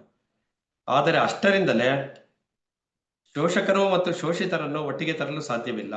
ನಮ್ಮ ಇಂದಿನ ಶಿಕ್ಷಣ ವ್ಯವಸ್ಥೆಯು ಮನುಷ್ಯರ ನಡುವೆ ದ್ವೇಷವನ್ನು ಮೂಡಿಸುವ ಹಲವು ಕಾರಣಗಳನ್ನು ಪೋಷಿಸುತ್ತಿದೆ. ಅದರಲ್ಲಿ ಕಮ್ಮಿ ಮಾಡುವಂತ ಯಾವುದೇ ಒಂದು ಸೂಚನೆಗಳು ಕಾಣ್ತಾ ಇಲ್ಲ. ಅಂದ್ರೆ ಒಬ್ಬರಿಂದ ಇನ್ನೊಬ್ಬರಲ್ಲಿ ದ್ವೇಷ ಹುಡ್ತಾ ಇರುವಂಥದ್ದು. ಆ ಶಿಕ್ಷಣ ವ್ಯವಸ್ಥೆಯಲ್ಲಿ ಮುಖ್ಯವಾಗಿ ಆಗ್ಬೇಕಾಗಿರೋದು ಅದು ದ್ವೇಷವನ್ನು ಹೋಗಲಾಡಿಸ್ಬೇಕಾಗಿದೆ. ಆದ್ರೆ ಅದಾಗ್ತಾ ಇಲ್ಲ. ಕೇವಲ ತಾಂತ್ರಿಕತೆಯಲ್ಲಿ ಮಾತ್ರ ಮುಂದುವರಿತಾ ಇದೆ, ಪ್ರಾಪಂಚಿಕತೆ ಮಾತ್ರ ಮುಂದುವರಿತಾ ಇದೆ ಅಷ್ಟೇನೆ. ಮಾನವತೆಗೆ ಬೆಲೆ ಇಲ್ಲ ಇಲ್ಲಿ ಶಿಕ್ಷಣದಲ್ಲಿ. ಸಂಘಟಿತವಾದ ಧರ್ಮಗಳು ಹಾಗೆಯೇ. ಧರ್ಮಗಳೇನ್ ಮಾಡ್ತಾ ಇದೆ ಅಂತ ಅವುಗಳಿಗೆ ಆಧ್ಯಾತ್ಮಿಕವಾದ ಮತ್ತು ಹಲವು ಕಾಲದಿಂದ ಬಂದ ಅಧಿಕಾರವಿದೆ. ಆದರೆ ಅವು ಕೂಡ ಮನುಷ್ಯನಿಗೆ ಶಾಂತಿಯನ್ನು ನೀಡಲಾರವು. ಏಕೆಂದರೆ ಏಕೆಂದರೆ ಅವು ನಮ್ಮ ಅಜ್ಞಾನ, ಭಯ, ಭ್ರಮೆ, ಅಹಂಕಾರಗಳ ಫಲಿತಗಳೇ ಆಗಿವೆ. ಅಂದ್ರೆ ಒಂದು ಧರ್ಮಗಳು, ಮತಗಳು ಯಾವ್ದ್ರಿಂದ ಸೃಷ್ಟಿಯಾಗಿದೆ ಅಂತಂದ್ರೆ ಅದ್ರ ಹಿಂದೆ ಏನಿದೆ ಅಂತಂದ್ರೆ ನಮ್ಮ ಅಜ್ಞಾನ ಇದೆ. ಯಾಕೆಂದ್ರೆ ಅಲ್ಲಿ ನಂಬಿಕೆ, ಮೂಢನಂಬಿಕೆಗಳು ಹೆಚ್ಚು ಸೇರ್ಕೊಳ್ಳುತ್ತೆ. ಮತ್ತೆ ಭಯ ಇದೆ. ಯಾಕೆಂದ್ರೆ ನಾವು ಚೌಕಟ್ಟಿಂದ ಹೊರಗಡೆ ಹೋದ್ರೆ ಏನಾಗ್ತೀವೋ ಅಂತ ಅನ್ನೋದಿದೆ. ಭ್ರಮೆ ಅಂತ ಅನ್ನೋದಿದೆ. ನಾವು ಇಲ್ಲದನ್ನೆಲ್ಲ ಊಹೆ ಮಾಡ್ಕೊಳ್ಳುವಂಥದ್ದು ಇವೆಲ್ಲ ಇದೆ. ಅಂದ್ರೆ ಇದೆಲ್ಲ ಪರಿಣಾಮವಾಗಿ ಅದೆಲ್ಲ ಉಟ್ಕೊಂಡಿದೆ. ನಮ್ಮಲ್ಲಿ ಇವೆಲ್ಲ ಮನುಷ್ಯನ ಮೂಲ ಸ್ವಭಾವಗಳು. ಇಲ್ಲಿ ನಾವು ಯೋಚನೆ ಮಾಡಿದ್ರೆ ಅಜ್ಞಾನ, ಭಯ, ಭ್ರಮೆ, ಅಹಂಕಾರಗಳು ಇದ್ರ ಬಗ್ಗೆ ನಾವು ಯೋಚನೆ ಮಾಡಿ ನಮ್ಮ ಅಂತಃಸತ್ವಗಳನ್ನ ಬಲಪಡಿಸ್ಕೊಳ್ಳೋದಕ್ಕೆ ಸಾಧ್ಯ ಆದ್ರೆ ಅವನ್ನೆಲ್ಲ ಹೋಗಲಾಡಿಸ್ಕೊಂಡು ಅವಾಗ ವ್ಯವಸ್ಥೆಗಳಲ್ಲಿ ತಾನಾಗಿಯೇ ಬದಲಾವಣೆಗಳಾಗಕ್ಕೆ ಸಾಧ್ಯ ಆಗುತ್ತೆ. ಅಂದ್ರೆ ಈ ವ್ಯವಸ್ಥೆಗಳು, ಈ ಪ್ರಾಪಂಚಿಕತೆ ಎಲ್ಲ ಇರೋದಕ್ಕೆ ಕಾರಣ ಏನಪ್ಪಾ ಅಂತಂದ್ರೆ ಮನುಷ್ಯನ ಮೂಲ ಸ್ವಭಾವಗಳೇ, ಮೂಲ ನಕಾರಾತ್ಮಕ ಸ್ವಭಾವಗಳೇ. ಆ ಸ್ವಭಾವಗಳು ಅವನಲ್ಲಿ ಒಂಥರ ಪರ್ಮನೆಂಟ್ ಆಗಿ ಕೂತ್ಕೊಂಡ್ಬಿಟ್ಟಿದೆ ಅದು. ಅದನ್ನ ಹೊರಗಡೆ ತೆಗಿಯಕ್ ಆಗ್ತಾ ಇಲ್ಲ. ಅದನ್ನ ಶಿಕ್ಷಣದ ಮೂಲಕ ಇಂದಿನ ಮಕ್ಕಳಲ್ಲಿ ಇಲ್ಲದೇ ಇರೋ ಹಾಗೆ ಮಾಡೋದಕ್ಕೆ ಸಾಧ್ಯ ಆದ್ರೆ ಮುಂದಿನ ಒಂದು ಯುವ ಜನಾಂಗ ಇದರಿಂದ ಹೊರತಾಗಿ ಬದುಕೋದಕ್ಕೆ ಸಾಧ್ಯ ಆಗುತ್ತೆ ಅನ್ನುವಂಥದ್ದು ಇಲ್ಲಿ ಅವರ ಒಂದು ವಿಚಾರ ಬರ್ತಾ ಇದೆ. ನಮಗೆ ಇಲ್ಲಿ ಈ ಲೋಕದಲ್ಲಿ ಅಥವಾ ಆ ಲೋಕದಲ್ಲಿ ಸುರಕ್ಷಿತವಾಗಿರಬೇಕು ಎಂಬ ಅದಮ್ಯ ಹಂಬಲ, ಈ ಒಂದು ಸುರಕ್ಷತೆ ಇದೇನು, ಮತ್ತೆ ಇದು ಭಯ. ಸುರಕ್ಷತೆ ಬೇಕಲ್ಲ ನಮ್ಗೆ, ಭಯ. ಇದರಿಂದ ಇರೋದು ಭಯನೇ, ಸುರಕ್ಷತೆಯಿಂದ ಇರುವಂಥದ್ದು ಭಯ. ಇಂಥ ಭದ್ರತೆಯ ಭರವಸೆ ನೀಡುವ ಐಡಿಯಾಲಜಿಗಳನ್ನು ಏನೋ ಯಾವುದೋ ಒಂದು ಹೇಳುತ್ತೆ, ನೀವು ನಮ್ಮ ಒಂದು ಚೌಕಟ್ಟಿನೊಳಗಿದ್ರೆ ನಿಮ್ಗೆ ಆ ಒಂದು ಭಯ ಅನ್ನೋದು ಇರೋದಿಲ್ಲ, ಆ ಭಯನ ಹೋಗಲಾಡಿಸ್ತೀವಿ ಅಂತ. ಅವಾಗ ಒಂದು ಚೌಕಟ್ಟಿನೊಳಗೆ ಅವನು ಬಂದಿ ಆಗ್ತಾನೆ. ಮನುಷ್ಯ ಬಂದಿ ಆಗಲ್ಲ, ಮನುಷ್ಯನ ಮನಸ್ಸು ಬಂದಿ ಆಗ್ಬಿಡುತ್ತೆ. ಇಂಥ ಭದ್ರತೆಯು ಬೇಕೆಂದು ಹೊಡೆದಾಡಿದಷ್ಟು ಅದು ನಮ್ಮಿಂದ ದೂರವಾಗುತ್ತದೆ. ನಾವು ಭದ್ರತೆಯನ್ನು ಹುಡ್ಕೊಂಡು ಹೋಗ್ತಾನೆ ಇರ್ತೀವಿ, ಅದು ನಮ್ಮಿಂದ ದೂರ ಆಗ್ತಾನೆ ಇರುತ್ತೆ. ಆದ್ರೆ ನಮ್ಮ ಹುಡುಕಾಟ ಬರೀ ಅದೇ ಇರುತ್ತೆ. ನಮ್ಗೆ ಯಾವಾಗ ಸುರಕ್ಷತೆನೇ ಬೇಕು, ಭದ್ರತೆನೇ ಬೇಕು. ಯಾಕೆ? ಅದರಿಂದ ನಮ್ಗೆ ಭಯ ಇದೆ. ನಮ್ಗೇನೋ ಆಗೋಗುತ್ತೆ, ನಮ್ಮ ಕುಟುಂಬಕ್ಕೆ ಏನೋ ಆಗೋಗುತ್ತೆ, ನಮ್ಮದವ್ರು ಏನೋ ಆಗೋಗುತ್ತೆ. ನಾವೆಲ್ಲರಿಗೂ ಒಂದು ಭದ್ರತೆಯನ್ನು ಕೊಡಬೇಕು. ಈ ಭದ್ರತೆ ಅನ್ನುವಂತ ಒಂದು ಕಾನ್ಸೆಪ್ಟೇನೆ ಈ ತರ ಒಂದು ನಕಾರಾತ್ಮಕತೆಯನ್ನ ಸೃಷ್ಟಿ ಮಾಡ್ತಾ ಇದೆ. ನಮ್ಮಲ್ಲಿ ಬಹುಮಂದಿ ಹಲವು ಬಗೆಯ ಭಯಗಳಿಂದ ತಲ್ಲಣಗೊಂಡಿದ್ದೇವೆ. ನಮಗೆ ನಾವು ಸುರಕ್ಷಿತವಾಗಿ ಇರಬೇಕೆನ್ನುವ ಗೀಳು ಅದೊಂಥರ ಗೀಳಾಗ್ಬಿಟ್ಟಿದೆ ಅಂತ. ನಾನು ಸುರಕ್ಷಿತವಾಗಿ ಇರೋವಂಥದ್ದು ಅಂತ ಅಂದ್ರೆ ಸುರಕ್ಷತೆ ಅನ್ನೋದಕ್ಕಿಂತ ಅನ್ನೆಸೆಸರಿ ಭಯ ಪಡುತ್ತೆ. ಈಗ ಒಂದ್ ಮನೆ ಕಟ್ಟಿದ್ರೆ ಗ್ರಿಲ್ ಹಾಕ್ಸ್ಕೋತಾರಲ್ಲ, ಎಷ್ಟು ಅದು ಅನ್ನೆಸೆಸರಿ ಭಯನ ಅಂತ ಅನ್ಸುತ್ತೆ, ಅಥವಾ ನಿಜವಾಗ್ಲೂ ಅದ್ರ ಅವಶ್ಯಕತೆ ಇದೆಯಾ ಅಂತ ಕೆಲವು ಸಲ ಅನ್ಸುತ್ತೆ. ಇಷ್ಟು ಬೇಕಿತ್ತಾ? ಮನೆಗೆ ಮೇನ್ ಡೋರ್ ಇರುತ್ತೆ, ಅದಕ್ಕೊಂದು ದಪ್ಪದೊಂದು ಬೀಗ ಇರುತ್ತೆ, ಎಲ್ಲ ಇರುತ್ತೆ, ಸೇಫ್ಟಿ ಇರುತ್ತೆ. ಆದ್ರೂ ಅದಕ್ಕೆ ಇನ್ನೊಂದು ಬೇರೆ ಒಂದು ಗ್ರಿಲ್ ಡೋರು, ಅಂದ್ರೆ ಈ ಸುರಕ್ಷತೆ ಅಂತ ಅನ್ನುವಂಥದ್ದು ಮನುಷ್ಯನಲ್ಲಿ ಯಾವ ತರ ಕೂತ್ಕೊಂಡಿದೆ ಅಂತ ಅನ್ನೋದು. ಅಂದ್ರೆ ಒಂದು ಇದ್ರೆ ಸಾಲಲ್ಲ, ಇನ್ನೊಂದ್ ಬೇಕು. ಅಂದ್ರೆ ಎಷ್ಟು ನಾವು ಭದ್ರತೆಯನ್ನ ಒದಗಿಸ್ಕೊಂಡ್ರೆ ಅಷ್ಟು ನಮ್ಮಲ್ಲಿ ಸುರಕ್ಷತಾ ಭಾವನೆ ಜಾಸ್ತಿ ಆಗ್ತಾ ಹೋಗುತ್ತೆ. ಆ ಸುರಕ್ಷತಾ ಭಾವನೆ ಜಾಸ್ತಿ ಆಗೋದ್ರ ಮೂಲಕ ನಮ್ಮಲ್ಲಿರೋ ಭಯವನ್ನ ಹೋಗಲಾಡಿಸ್ಕೋಬಹುದು ಅನ್ನುವಂಥದ್ದು ಮನುಷ್ಯನ ಒಂದು ಇದು ಭಾವನೆ. ಅಂದ್ರೆ ಭಯವನ್ನ ಸುರಕ್ಷತೆ ಮೂಲಕ ಹೋಗಲಾಡಿಸೋ ಪ್ರಯತ್ನ ಮಾಡ್ತಾ ಇದ್ದಾರೆ. ಆದ್ರೆ ಇವ್ರು ಹೇಳೋದು ಸುರಕ್ಷತೆಯನ್ನ ಅದನ್ನು ಬಿಟ್ಟು ಭಯ ಅನ್ನೋದು ನಕಾರಾತ್ಮಕ ಸ್ವಭಾವ. ಅದು ನೀವು ಎಷ್ಟು ಸುರಕ್ಷತೆ ಮಾಡ್ಕೊಂಡ್ರು ನಿಮ್ಮಲ್ಲಿ ಭಯ ಅನ್ನೋದು ಹೋಗೋದೇ ಇಲ್ಲ. ಭಯ ಅನ್ನೋದನ್ನ ನೀವು ನಿಮ್ಮೊಳಗೆ ನೀವು ನೋಡ್ಕೊಳ್ಳೋದ್ರ ಮೂಲಕ ಭಯವನ್ನ ಹೋಗಲಾಡಿಸೋ ಪ್ರಯತ್ನ ಮಾಡಿ. ಅಂದ್ರೆ ನೀವು ಭಯವನ್ನ ಹೋಗಲಾಡಿಸೋ ಪ್ರಯತ್ನಕ್ಕೆ ಯಾವ ದಾರಿಲಿ ಹೋಗ್ತಾ ಇದ್ರೋ ಆ ದಾರಿ ಸರಿ ಇಲ್ಲ ಅಂತ, ಆ ಪಥವನ್ನ ಬದಲು ಮಾಡ್ಕೊಳ್ಳಿ ಅನ್ನೋದನ್ನ ಇಲ್ಲಿ ತೋರಿಸ್ಕೊಡ್ತಾ ಇದ್ದಾರೆ. ಇಲ್ಲಿ ಆ ಪಥ ಯಾವುದು ಅಂತ ಅನ್ನೋದು. ಆದರೆ ಶಿಕ್ಷಣದಲ್ಲಿ ನಿಜವಾಗಿಯೂ ಮಿಲಿಟರಿ ತರಬೇತಿಗೆ ಸ್ಥಾನವಿದೆಯೇನೋ? ನಮ್ಮ ಮಕ್ಕಳು ಯಾವ ರೀತಿಯ ಮನುಷ್ಯರಾಗಬೇಕು ಎಂಬ ಅಪೇಕ್ಷೆ, ಇದು ಮುಖ್ಯ ಪ್ರಶ್ನೆ. ಅವರು ಬಹಳ ಸಮರ್ಥವಾದ ಕೊಲೆಪಾತಕರಾಗಬೇಕೆಂದು ನಾವು ಬಯಸುವುದಾದರೆ ಆಗ ಮಿಲಿಟರಿಯ ತರಬೇತಿ ಅಗತ್ಯ. ಅದೇ ಶಿಕ್ಷಣದಲ್ಲಿ ಮಿಲಿಟರಿಯ ಅವಶ್ಯಕತೆ ಇದೆಯಾ?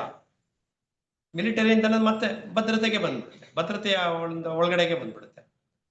ಅಂದ್ರೆ ಆ ಮಿಲಿಟರಿ ಉದ್ದೇಶ ಏನಾಗುತ್ತೆ ಅಂತಂದ್ರೆ ಇಲ್ಲಿ ನೋಡಿ, ನಮ್ಮ ಸಮರ್ಥವಾದ ಕೊಲೆಪಾತಕರಾಗ್ತಾರಂತವ್ರು. ಯಾಕೆಂದ್ರೆ ಅವ್ರ ಮುಂದೆ ಯುದ್ಧಕ್ಕೆ ಬಂದಿಲ್ತಾರೆ, ಸಮರ್ಥವಾಗಿ ಎಲ್ಲರೂ ಕೊಲೆಕ್ಷನ್ ಮಾಡ್ತಾರೆ, ಮತ್ತೆ ದ್ವೇಷ ಎಲ್ಲ ಹರಡ್ತಾರೆ ಹೆಚ್ಚಾಗಿ. ಅಂತ ಒಂದು ಸಂದರ್ಭದಲ್ಲಿ ಇದ್ರ ಅಗತ್ಯ ಇದೆ, ಮಿಲಿಟರಿ ಅಗತ್ಯ ಇದೆ. ಅವರನ್ನು ಶಿಸ್ತಿಗೆ ಒಳಪಡಿಸಿ ಅವರ ಮನಸ್ಸುಗಳನ್ನು ಅತಿ ವಿಧೇಯತೆಗೆ ಒಗ್ಗಿಸಿ ಅವರ ಒಟ್ಟು ಸಮಾಜದ ಬಗ್ಗೆ ಕೊಂಚವೂ ಕಾಳಜಿ ಇಲ್ಲದ ರಾಷ್ಟ್ರಭಕ್ತರಾಗಿ ತಯಾರು ಮಾಡಬೇಕೆಂದು ಬಯಸುವುದಾದರೆ ಆಗಲಂತೂ ಮಿಲಿಟರಿ ತರಬೇತಿಯು ಖಂಡಿತವಾಗಿ ಒಳ್ಳೆಯ ದಾರಿ. ಅಂದ್ರೆ ಇಲ್ಲಿ ಸಾಮಾಜಿಕ ಕಾಳಜಿಗಿಂತಲೂ ಬೇರೆ ರೀತಿಯಲ್ಲಿ ಅವರ ಮನಸ್ಥಿತಿ ಬೆಳೆಯುತ್ತೆ ಅಂತ ಹೇಳ್ತಾ ಇದ್ದಾರೆ. ಅವರಲ್ಲಿ ನಿಜವಾಗಿ ಸಾಮಾಜಿಕ ಕಾಳಜಿ ಬೆಳೆದಿರಲ್ಲ, ಬೇರೆ ಒಂದು ಮಿಲಿಟರಿ ಒಂದು ಮನಸ್ಥಿತಿ ಅವರಲ್ಲಿ ಬೆಳೀತಾ ಹೋಗುತ್ತೆ ಅನ್ನುವಂಥದ್ದು.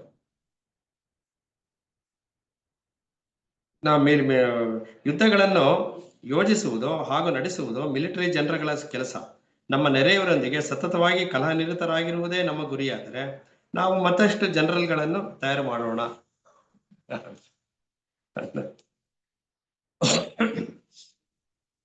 ನಮ್ಮೊಳಗೆ ಹಾಗೂ ಇತರರೊಂದಿಗೆ ಕೊನೆ ಮೊದಲಿಲ್ಲದ ಹೋರಾಟವನ್ನು ನಡೆಸಲೆಂದೇ ನಾವು ಬದುಕಿರುವುದಾದರೆ, ರಕ್ತಪಾತ ಸರ್ವನಾಶಗಳನ್ನು ಶಾಶ್ವತಗೊಳಿಸುವುದೇ ನಮ್ಮ ಹಂಬಲವಾದರೆ, ಆಗ ಇನ್ನಷ್ಟು ಸೈನಿಕರು, ರಾಜಕಾರಣಿಗಳು, ಶತ್ರುತ್ವ ಬೇಕೇ ಬೇಕು. ನೋಡಿ, ನಮ್ಮ ಹಂಬಲಗಳು ಏನಾಗಿದ್ರೆ ನಾವೇನ್ ಮಾಡ್ತಿದೀವಿ, ಈಗ ನಾವೇನ್ ಮಾಡ್ತಿದೀವೋ ಅದ್ರ ಹಿಂದೆ ನಮ್ಮ ಹಂಬಲ ಅದೇ ಆಗಿದೆ, ಈಗ ನಾವ್ ಇದೇ ಮಾಡ್ತಾ ಇದೀವಿ ಅಂತ ಹೇಳ್ತಾರೆ. ಈ ನಮ್ಮ ಹಂಬಲ ಇದೇ ಆಗಿದೆ ಅಂದ್ರೆ ನಮ್ಮ ಗುರಿ ಅದೇ ಆಗಿದೆ. ಅಲ್ಲಿಗೆ ನಮ್ಮ ಒಂದು ಸಾಮಾಜಿಕ ಕಳಕಳಿ ಏನಾಯ್ತು, ನಮ್ಮ ಮಾನವತೆ ಅಂತ ಅನ್ನೋದು ಏನಾಯ್ತು, ಅಲ್ಲಿಗೆ ಅದೆಲ್ಲ ಮುಚ್ಚೆ ಹೋಯ್ತಲ್ಲ ಅದು ಅಂತ. ನಿರ್ದಿಷ್ಟ ವರ್ಗ ಅಥವಾ ಜನಾಂಗವು ಇನ್ನೊಂದಕ್ಕಿಂತ ಉತ್ತಮವೆಂಬ ನಂಬಿಕೆಯು ದ್ವೇಷ ಹಾಗೂ ಕಲಹಗಳ ಮುಖ್ಯ ಕಾರಣಗಳಲ್ಲಿ ಒಂದು. ಮಗುವಿಗೆ ವರ್ಗವೂ ಗೊತ್ತಿಲ್ಲ, ಜನಾಂಗವೂ ಗೊತ್ತಿಲ್ಲ. ಮನೆಯ ಪರಿಸರ, ಶಾಲೆಯ ಪರಿಸರ, ಕೆಲವು ಸಲ ಅವೆರಡು ಸೇರಿ ಮನಸ್ಸಿನಲ್ಲಿ ಭಿನ್ನತೆಯ ಬೀಜವನ್ನು ಬಿತ್ತುತ್ತದೆ. ಅದರ ಪಾಡಿಗೆ ಅದನ್ನು ಬಿಟ್ಟರೆ ತನ್ನ ಆಟದ ಸಂಗಾತಿ ಯಾರಾದರೂ ಆಗಲಿ ಮಗು ತಲೆ ಕೆಡಿಸಿಕೊಳ್ಳುವುದೇ ಇಲ್ಲ. ಆದರೆ ಸಮಗ್ರ ಸಾಮಾಜಿಕ ರಚನೆಯೇ ಈ ಮಗುವಿನ ಮೆದುಳಿನ ಮೇಲೆ ಸತತವಾಗಿ ದಾಳಿ ಮಾಡುತ್ತದೆ, ಅದನ್ನು ರೂಪಿಸುತ್ತದೆ, ಕೆಡಿಸುತ್ತದೆ. ಅಂದ್ರೆ ಶಿಕ್ಷಣಕ್ಕೆ, ಮಗುವಿಗೆ ಶಿಕ್ಷಣದಲ್ಲಿ ಎಲ್ಲಿ ತೊಡಕಾಗ್ತಿದೆ ಅಂತಂದ್ರೆ ಇವತ್ತಿನ ಸಾಮಾಜಿಕ ರಚನೆಯಲ್ಲೇ ತೊಡಕಾಗ್ತಾ ಇದೆ. ಶಿಕ್ಷಣದಲ್ಲಿ ಸರಿ ಮಾಡೋದು ಒಂದು, ಶಾಲೆಗಳಲ್ಲಿ ಶಿಕ್ಷಣ ಸರಿ ಮಾಡ್ಬೇಕು ಅನ್ನೋದೊಂದು, ತಂದೆ ತಾಯಿಗಳು ಹೇಳ್ಬೇಕು ಅನ್ನೋದೊಂದು. ಅದಕ್ಕಿನ್ನ ಹೊರತಾಗಿ ಏನು ಪರಿಸರ ಅಂತ ಇದೆಯೋ, ಸಮಾಜ ಅಂತ ಏನಿದೆಯೋ ಅದು ಮಗುವಿನ ಮೇಲೆ ಹೆಚ್ಚು ಪರಿಣಾಮ ಬೀರ್ತಾ ಇದೆ. ಅದು ಸರಿ ಹೋಗ್ಬೇಕಾಗಿದೆ ಇಲ್ಲಿ ಅನ್ನುವಂಥದ್ದು. ಮನುಷ್ಯರ ನಡುವೆ ಭೇದ ಭಾವ ಮಾಡಲು ಯಾವ ಯಾವ ನಿಜವಾದ ಆಧಾರ ತಾನೇ ಇರಲು ಸಾಧ್ಯ. ಅಂಗರಚನೆ ಮತ್ತು ಬಣ್ಣಗಳಲ್ಲಿ ನಮ್ಮ ದೇಹಗಳ ನಡುವೆ ವ್ಯತ್ಯಾಸ ಇರಬಹುದು, ಮುಖಲಕ್ಷಣಗಳು ಬೇರೆ ಬೇರೆ ಇರಬಹುದು. ಆದರೆ ಇವೆಲ್ಲದರ ಬಗೆಗೆ ಚರ್ಮದ ಚಾಪೆಯೊಳಗೆ ನಾವೆಲ್ಲರೂ ಬಹಳ ಸಮಾನರು. ಅಮ್ಮು ಗಿಮ್ಮು, ಮಹತ್ವಾಕಾಂಕ್ಷೆ, ಮತ್ಸರ, ಹಿಂಸೆ, ಲೈಂಗಿಕತೆ, ಶಕ್ತಿ ಸಂಚಯದ ಹಂಬಲ, ಇವೆಲ್ಲದರಲ್ಲೂ ನಾವು, ನೀವು ಹಾಗೂ ಅವರು ಬೇರೆ ಬೇರೆ ಅಲ್ಲ. ಈ ಲೇಬರ್ಗಳನ್ನು ಕಿತ್ತು ಹಾಕಿ ನಾವೆಲ್ಲರೂ ನಮ್ಮ ಒಂದೇ ತನದಲ್ಲಿ ನಗ್ನರು. ಆದರೆ ನಮ್ಮ ಈ ನಗ್ನತೆಯನ್ನು ಎದುರಿಸುವ ಧೈರ್ಯವಿಲ್ಲ. ಆದ್ದರಿಂದ ನಮಗೆ ಲೇಬರ್ಗಳು ಬೇಕು ಹಾಗೆಂದು ನಾವು ಹಠ ಹಿಡಿಯುತ್ತೇವೆ. ಇದೆಲ್ಲವೂ ನಾವು ಇಷ್ಟೊಂದು ಅಪಕ್ವ, ಅಷ್ಟೊಂದು ಬಾಲಿಶ ಎಂದು ತೋರಿಸುತ್ತೇವೆ. ಅಂದ್ರೆ ನಮ್ಮ ಯೋಚನಾ ಲಹರಿ ಯಾವ ರೀತಿ ಎಲ್ಲರಲ್ಲೂ ಒಂದು ಬಾಲಿಶವಾಗಿರುತ್ತೆ ಅನ್ನೋದನ್ನ ವಿವರಿಸ್ತಾ ಇದ್ದಾರೆ. ನೋಡಿ, ಮಗುವನ್ನು ಯಾವುದೇ ಪೂರ್ವಗ್ರಹವಿಲ್ಲದೆ ಬೆಳೆಸಬೇಕಾದ್ರೆ ನಾವು ದೊಡ್ಡವರು ನಮ್ಮೊಳಗಿನ ಎಲ್ಲಾ ಪೂರ್ವಗ್ರಹಗಳನ್ನು ಕಿತ್ತು ಹಾಕಬೇಕು. ಅಂದ್ರೆ ಫಸ್ಟ್ ನಮ್ಮೊಳಗೆ ಕಿತ್ತಬೇಕು ಅಂತ. ಮನುಷ್ಯನಲ್ಲಿ ಬೆಳೆಸ್ಬೇಕು, ಪೂರ್ವಗ್ರಹದಿಂದ ಮಗುನ್ ಬೆಳೆಸ್ಬೇಕು ಅಂದ್ರೆ ಫಸ್ಟ್ ನಮ್ಮೊಳಗಿರೋ ಪೂರ್ವಗ್ರಹನ ಫಸ್ಟ್ ಕಿತ್ತಾಕ್ಬೇಕು. ಆಮೇಲೆ ಒಟ್ಟು ಪರಿಸರದಲ್ಲಿ ಅಡಗಿ ಕುಳಿತಿರುವ ಪೂರ್ವಗ್ರಹಗಳಿಗೆ ವಿಧೇಯ ಹೇಳಬೇಕು. ನೆಕ್ಸ್ಟ್ ಪರಿಸರ ಅಥವಾ ಸಮಾಜದಲ್ಲಿ ಏನಿದೆ ಪೂರ್ವಗ್ರಹಗಳು, ಅದಕ್ಕೆ ವಿದಾಯ ಹೇಳಬೇಕು. ಹಾಗೆಂದರೆ ನಾವೇ ಸೃಷ್ಟಿಸಿರುವ ಈ ಅರ್ಥಹೀನ ಸಮಾಜದ ಎಲ್ಲ ರಚನೆಗಳನ್ನು ಮುರಿದು ಹಾಕಬೇಕು. ಅದು ನಮ್ಮ ಕೈಲಿ ಸಾಧ್ಯನಾ? ಅದು ಸಾಧ್ಯ ಆದ್ರೆ ಮಾತ್ರ ನಾವಿವತ್ತಿಗೆ ಮಗುವಿಗೆ ಒಳ್ಳೆ ಶಿಕ್ಷಣ ಕೊಡಕ್ಕಾಗತ್ತೆ, ಒಳ್ಳೆ ಪರಿಸರ ಕೊಡಕ್ಕಾಗತ್ತೆ. ಅದನ್ನ ನಾವು ಯೋಚನೆ ಮಾಡಬೇಕಾಗಿದೆ.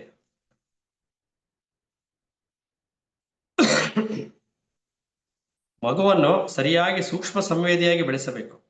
ಸೂಕ್ಷ್ಮ ಸಂವೇದಿಯಾಗಿ ಬೆಳೆಸ್ಬೇಕು ಅಂದ್ರೆ ಇವಾಗ ನಾವೇನೇ ಹಿಂದಿನ ಪ್ಯಾರಾಗ್ರಾಫ್ ಅಲ್ಲಿ ಓದೋ ಅದೆಲ್ಲ ಆಗ್ಲೇಬೇಕಾಗಿದೆ. ಅದೆಲ್ಲ ಇಲ್ಲ ಅಂದ್ರೆ ಸೂಕ್ಷ್ಮತೆ ಅನ್ನೋದು ಬರೋದೇ ಇಲ್ಲ ಅಲ್ಲಿ. ಆಗ ಅದು ಮೂರ್ಖ ಪೂರ್ವಗ್ರಹಗಳನ್ನು ಮೀರಿ ನಿಲ್ಲುತ್ತದೆ. ಅದು ಸಾಧ್ಯವಾಗಬೇಕಾದರೆ ಮಗುವಿಗೂ ನಮಗೂ ಬಹು ನಿಕಟವಾದ ಸಂಬಂಧ ಇರಬೇಕು. ನಾವು ಅವನೊಂದಿಗೆ ವಿವರವಾಗಿ ಬಿಚ್ಚು ಮನಸ್ಸಿಂದ ಮಾತನಾಡಬೇಕು. ಅವನಿಗೆ ಬುದ್ಧಿಶಾಲಿಗಳ ಸಂಭಾಷಣೆಯನ್ನು ಕೇಳುವ ಅವಕಾಶ ಒದಗಿಸಿಕೊಡಬೇಕು. ಅವನಲ್ಲಿ ಈಗಾಗಲೇ ಇರುವ ಅನ್ವೇಷಣೆಯ ಪ್ರವೃತ್ತಿ ಮತ್ತು ಅತೃಪ್ತಿಗಳನ್ನು ಪ್ರೋತ್ಸಾಹಿಸಬೇಕು. ಅದರಿಂದ ಯಾವುದು ದಿಟ, ಯಾವುದು ಹುಸಿ ಎಂದು ತಾನೇ ಕಂಡುಕೊಳ್ಳಲು ಅವನಿಗೆ ಸಾಧ್ಯವಾಗುತ್ತದೆ. ಈ ಒಂದು ಬಗೆಯ ಶಿಕ್ಷಣ ಪಾಲಕರು ಮನೆಯಲ್ಲೇ ಮಾಡಬೇಕಾಗಿದೆ ಮಗುವಿಗೆ ಅಂತ. ಸೃಜನಶೀಲ ಬುದ್ಧಿವಂತಿಕೆ ಉಗಮಕ್ಕೆ ಕಾರಣವಾಗುವುದು ನಿರಂತರವಾದ ಅನ್ವೇಷಣೆ ಮತ್ತು ನಿಜವಾದ ಅತೃಪ್ತಿಗಳೇ ಆಗಿದೆ. ಇದು ಎರಡೂ ಮಕ್ಕಳಲ್ಲಿ ಇರುತ್ತೆ. ನಿರಂತರವಾದ ಅನ್ವೇಷಣೆ ಇರುತ್ತೆ, ಹೊಸ್ತನ್ನ ಹುಡ್ಕೊಂಡು ಏನೋ ಏನೋ ಅನ್ನೋದನ್ನ ಹುಡುಕುವಂತ ನಿರಂತರವಾಗಿ. ಮತ್ತೆ ಅವರಲ್ಲಿ ಅತೃಪ್ತಿಗಳು, ಇನ್ನು ಏನಾದ್ರೂ ಹೊಸ್ತಾಗಿ ಹುಡುಕಾಟಗಳು ಇದು ಮಕ್ಕಳಲ್ಲಿ ಇದ್ದೇ ಇರುತ್ತೆ. ಅದು ಇರೋಂಥದ್ದನ್ನ ಅದನ್ನ ಇನ್ನು ಹೆಚ್ಚಾಗಿ ಬೆಳೆಸಬೇಕೇ ಹೊರತು ಅದನ್ನ ದಮನ ಮಾಡಬಾರ್ದು. ಅದನ್ನ ಬೆಳೆಸೋ ಪ್ರಯತ್ನಕ್ಕೆ ಏನ್ ಮಾಡ್ಬೇಕು ಅದನ್ನ ಮಾಡ್ಬೇಕು. ಆದ್ರೆ ಇವತ್ತು ದೊಡ್ಡವರಾಗ್ತಾ ಆಗ್ತಾ ಆಗ್ತಾ ಮಕ್ಕಳಲ್ಲಿ ಅದು ದಮನಗೊಳ್ತಾ ಇದೆ.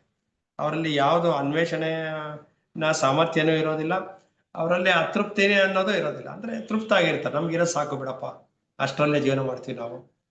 ಅಲ್ಲಿಗೆ ಅದೆಲ್ಲ ದಮನ ಆಗ್ಬಿಡುತ್ತೆ. ಅದೆಲ್ಲ ಅಲ್ಲಿಗೆ ಅವರ ಒಂದು ಪರ್ಸನಾಲಿಟಿ ಅಲ್ಲಿಗೆ ನಿಂತೋಗುತ್ತೆ, ಬೆಳವಣಿಗೆ ಕಾಣೋದಿಲ್ಲ. ಕಿರಿಯ ವಯಸ್ಸಿನಲ್ಲಿ ನಾವೆಲ್ಲರೂ ಅತೃಪ್ತರೆ. ಆದರೆ ದುರದೃಷ್ಟವಶಾತ್ ನಮ್ಮ ಅತೃಪ್ತಿಯು ಬಹು ಬೇಗ ಕಮರಿ ಹೋಗುತ್ತದೆ. ನಮ್ಮಲ್ಲಿ ಮನೆ ಮಾಡುವ ಅನುಕರಣ ಪ್ರವೃತ್ತಿ, ಅಧಿಕಾರದ ಆರಾಧನೆಯು ಈ ಗುಣಗಳನ್ನು ಉಸಿರು ಕಟ್ಟಿಸುತ್ತದೆ. ಅದು ನಮ್ಮಲ್ಲಿ ಇರುವಂತಹ ಯಾವ ಗುಣಗಳನ್ನ ನಾವು ಇದ್ ಮಾಡ್ತಾ ಇದೀವೋ ಅದು ನಮ್ಮಲ್ಲಿ ಈ ಪ್ರವೃತ್ತಿಗಳನ್ನೆಲ್ಲ ಕಮ್ಮಿ ಮಾಡ್ತಾ ಬರುತ್ತೆ. ಅನ್ವೇಷಣಾ ಪ್ರವೃತ್ತಿ, ಅತೃಪ್ತಿ, ಅದೆಲ್ಲ ಯಾವುದೋ ಮುಖ್ಯವಾಗಿ ಅನುಕರಣೆ, ಅಧಿಕಾರದ ಹಿಂದೆ ಹೋಗುವಂಥದ್ದು, ಅನುಕರಣೆ ಮಾಡುವಂಥದ್ದು, ಈ ತರದೆಲ್ಲ. ವಯಸ್ಸಾದಂತೆ ನಾವು ಹರಳುಗಟ್ಟುತ್ತೇವೆ, ಬಹುಬೇಗ ತೃಪ್ತರಾಗುತ್ತೇವೆ, ಆದರೆ ಆತಂಕಕ್ಕೆ ಬಲಿಯಾಗುತ್ತೇವೆ. ಯಾವಾಗ ನಾವು ತೃಪ್ತರಾಗುತ್ತೇವೋ ಅದರಿಂದ ನಮ್ಮಲ್ಲಿ ಒಂದು ಆತಂಕ ಅಂತ ಅನ್ನೋದಿದ್ದೇ ಇರ್ತದೆ. ನಾವೆಲ್ಲರೂ ಆಡಳಿತಗಾರರು, ಫ್ರೀಸ್ಟ್ಗಳು, ಬ್ಯಾಂಕ್ ಗುಮಾಸ್ತರು, ಕಾರ್ಖಾನೆ ಮ್ಯಾನೇಜರ್ಗಳು, ತಂತ್ರಜ್ಞರು, ಹೀಗೆ ಏನೇನೋ ಆಗಿಬಿಡುತ್ತೇವೆ. ಮತ್ತು ಆಗ ನಿಧಾನಗತಿಯ ಕೊಳೆಯುವಿಕೆಯು ಮೊದಲಾಗುತ್ತದೆ. ಅಂದ್ರೆ ಅಲ್ಲಿಗೆ ನಮ್ಮ ಒಂದು ಜೀವನ ಅಷ್ಟೇ ಅಂತ ನಾವು ತೀರ್ಮಾನ ಮಾಡ್ಕೊಂಡ್ಬಿಡ್ತೀವಿ. ಅಲ್ಲಿಗೆ ನಾವು ತೃಪ್ತರಾಗ್ಬಿಡ್ತೀವಿ. ಯಾವುದೋ ಒಂದು ಕೆಲಸ ಸಿಕ್ತೋ, ಜೀವನ ಮಾಡಕ್ಕಾಗ್ತಾ ಇದೆ. ಯಾವಾಗ ನಾವು ತೃಪ್ತಿ ಅಂತ ಬರುತ್ತೋ ಅಲ್ಲಿ ಕೊಳೆಯುವಿಕೆ ಮೊದಲಾಗುತ್ತದೆ. ನಾವು ಅತೃಪ್ತತೆಯಿಂದ ನಮ್ಮ ಮನಸ್ಥಿತಿಯನ್ನ ಹೊಸ ಕಡೆಗೆ ತುಡಿತವನ್ನು ತೋರಿಸ್ಲೇಬೇಕಾಗತ್ತೆ. ಅದರಿಂದ ಬೆಳವಣಿಗೆ ಆಗೋದಕ್ಕೆ ಸಾಧ್ಯ ಆಗುತ್ತೆ. ಸರ್ಕಾರವು ಶಿಕ್ಷಣವನ್ನು ನಿಯಂತ್ರಿಸುವುದು ಬಹಳ ದೊಡ್ಡ ದುರಂತ. ಸರ್ಕಾರದ ಕೈಗೆ ಕೊಡಬಾರದು ಅಂತ ಇವರು ಹೇಳ್ತಾ ಇದ್ದಾರೆ ಇಲ್ಲಿ. ಶಿಕ್ಷಣವು ಸರ್ಕಾರದ ಅಥವಾ ಸಂಘಟಿತವಾದ ಧರ್ಮದ ದಾಸಾನುದಾಸನಾಗಿರುವ ತನಕ ಧರ್ಮದ ಕೈಲೂ ಇರಬಾರ್ದು, ಸರ್ಕಾರದ ಕೈಲೂ ಇರಬಾರ್ದು, ಧರ್ಮದ ಕೈಲೂ ಇರಬಾರ್ದು. ಶಿಕ್ಷಣ ಅನ್ನೋದು ಇಂಡಿಪೆಂಡೆಂಟ್ ಆಗಿರ್ಬೇಕು. ಮೌಲ್ಯಗಳನ್ನ ನಿರಂತರವಾಗಿ ಕಾಲಕ್ಕೆ ತಕ್ಕಂತ ಮೌಲ್ಯಗಳನ್ನ ಬೋಧಿಸುವಂತ ರೀತಿಯಲ್ಲಿ ಇರಬೇಕು ಅನ್ನುವಂಥದ್ದು. ನಮ್ಮ ಈ ಜಗತ್ತಿಗೆ ಶಾಂತಿ ಸಮಾಧಾನಗಳ ಭರವಸೆಯು ಇಲ್ಲವೇ ಇಲ್ಲ. ವಿಷಯ ಆಗ್ಬೇಕು. ಎನ್ಫೋರ್ಸ್ಮೆಂಟ್ ಒಂದು, ಹೌದು, ದೇಶ ರಕ್ಷಣೆ ಒಂದು, ಎಲ್ಲ ನಿಮ್ಗೇ ಇದೆ. ಕರೆಕ್ಟ್. ನಾವು ಮಾಡ್ತಾ ಇದೀವಿ. ಅದೇ ಅದು ನಿರಂತರವಾಗಿ ಆಗ್ಬೇಕಾಗಿದೆ. ಇದು ಪ್ರೈವೇಟೈಸೇಷನ್ ಅಲ್ಲಿ ಮೌಲ್ಯಗಳನ್ನ ಹೇಳುವಂಥದ್ದು. ಅಂದ್ರೆ ಇದು ಸರ್ಕಾರಕ್ಕೆ ಅಥವಾ ಒಂದು ಯಾವ್ದು ಸಂಘಟಿತವಾದಂತಹ ಧರ್ಮಗಳ ಬಂದ್ರೆ ಅದು ಅಲ್ಲಿ ಒಂದು ಚೌಕಟ್ಟು ಸೃಷ್ಟಿ ಆಗ್ಬಿಡುತ್ತೆ. ಅಲ್ಲಿ ಅದನ್ನೆಲ್ಲ ಬೋಧನೆ ಮಾಡಕ್ಕಾಗಲ್ಲ. ಅದೆಲ್ಲ ಎಂಥದ್ದು ಬೋಧನೆ ಮಾಡ್ಬೋದು ಅಂದ್ರೆ ಪ್ರಾಪಂಚಿಕ ವಿದ್ಯೆಗಳನ್ನ ಬೋಧನೆ ಮಾಡ್ಬೋದು ಅಷ್ಟೇ. ಇಂಡಿಪೆಂಡೆಂಟ್ ಆಗಿದ್ರೆ ಮೌಲ್ಯಗಳನ್ನ ಸರಿಯಾದ ರೀತಿಯಲ್ಲಿ ಬೋಧನೆ ಮಾಡಕ್ಕಾಗತ್ತೆ. ಅಂದ್ರೆ ಎಲ್ಲದರಿಂದ ಹೊರತಾಗಿರ್ಬೇಕದು ಅನ್ನುವಂಥದ್ದು ಆ ಆಡಳಿತ ಮಂಡಳಿ ಅಲ್ಲಿ. ರಾಜಕೀಯವೇ ಇರಲಿ, ಧಾರ್ಮಿಕವೇ ಇರಲಿ, ಮಗುವಿನ ಮನಸ್ಸು ಯಾವುದೋ ಒಂದು ಐಡಿಯಾಲಜಿಗೆ ಹೊಂದಿಕೊಂಡಂತೆ ಅದನ್ನು ನಿಯಂತ್ರಿಸುವುದು ಸರಿಯಲ್ಲ. ಯಾವುದೋ ಒಂದು ಪರ್ಟಿಕ್ಯುಲರ್ ಲೈನ್ ಅಲ್ಲಿ ನೀನು ಕೆಲಸ ಮಾಡು ಅಂತ ಹೇಳೋ ರೀತಿಯಲ್ಲಿ ಅದನ್ನ ನಿಯಂತ್ರಿಸೋದು ಅಲ್ಲ, ಸರಿಯಾದ ರೀತಿ ಅಲ್ಲ ಅದು. ಅದರ ಪರಿಣಾಮವಾಗಿ ಮಾನವರ ನಡುವೆ ದ್ವೇಷವೇ ಬೆಳೆಯುತ್ತದೆ. ಯಾಕೆಂದ್ರೆ ಒಂದು ಚಾನಲ್ ಅಲ್ಲಿ ಹೋದಾಗ ಇನ್ನೊಂದು ಚಾನಲ್ ಅದು ಬೇರೆಯವ್ರ ತರ ದೃಷ್ಟಿಕೋನ ಬಂದ್ಬಿಡುತ್ತೆ. ನಾವೇ ಬೇರೆ ಅವರೇ ಬೇರೆ ಅಂತ ದೃಷ್ಟಿಕೋನ ಬಂದ್ಬಿಡುತ್ತೆ.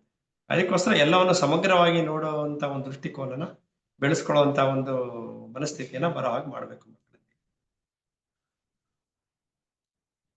ನೀವು ನ್ಯೂಜಿಲೆಂಡಿನ ಪ್ರಜೆಯಾಗಿ ಮತ್ತು ನಾನು ಹಿಂದೂ ಆಗಿರುವ ತನಕ, ಆಕ್ಚುಲಿ ಇದು ನ್ಯೂಜಿಲೆಂಡ್ ಅಲ್ಲಿ ಕೊಡ್ತಿದ್ದಂತ ಒಂದು ಸ್ಪೀಚ್ ಇರ್ಬೇಕಿದು.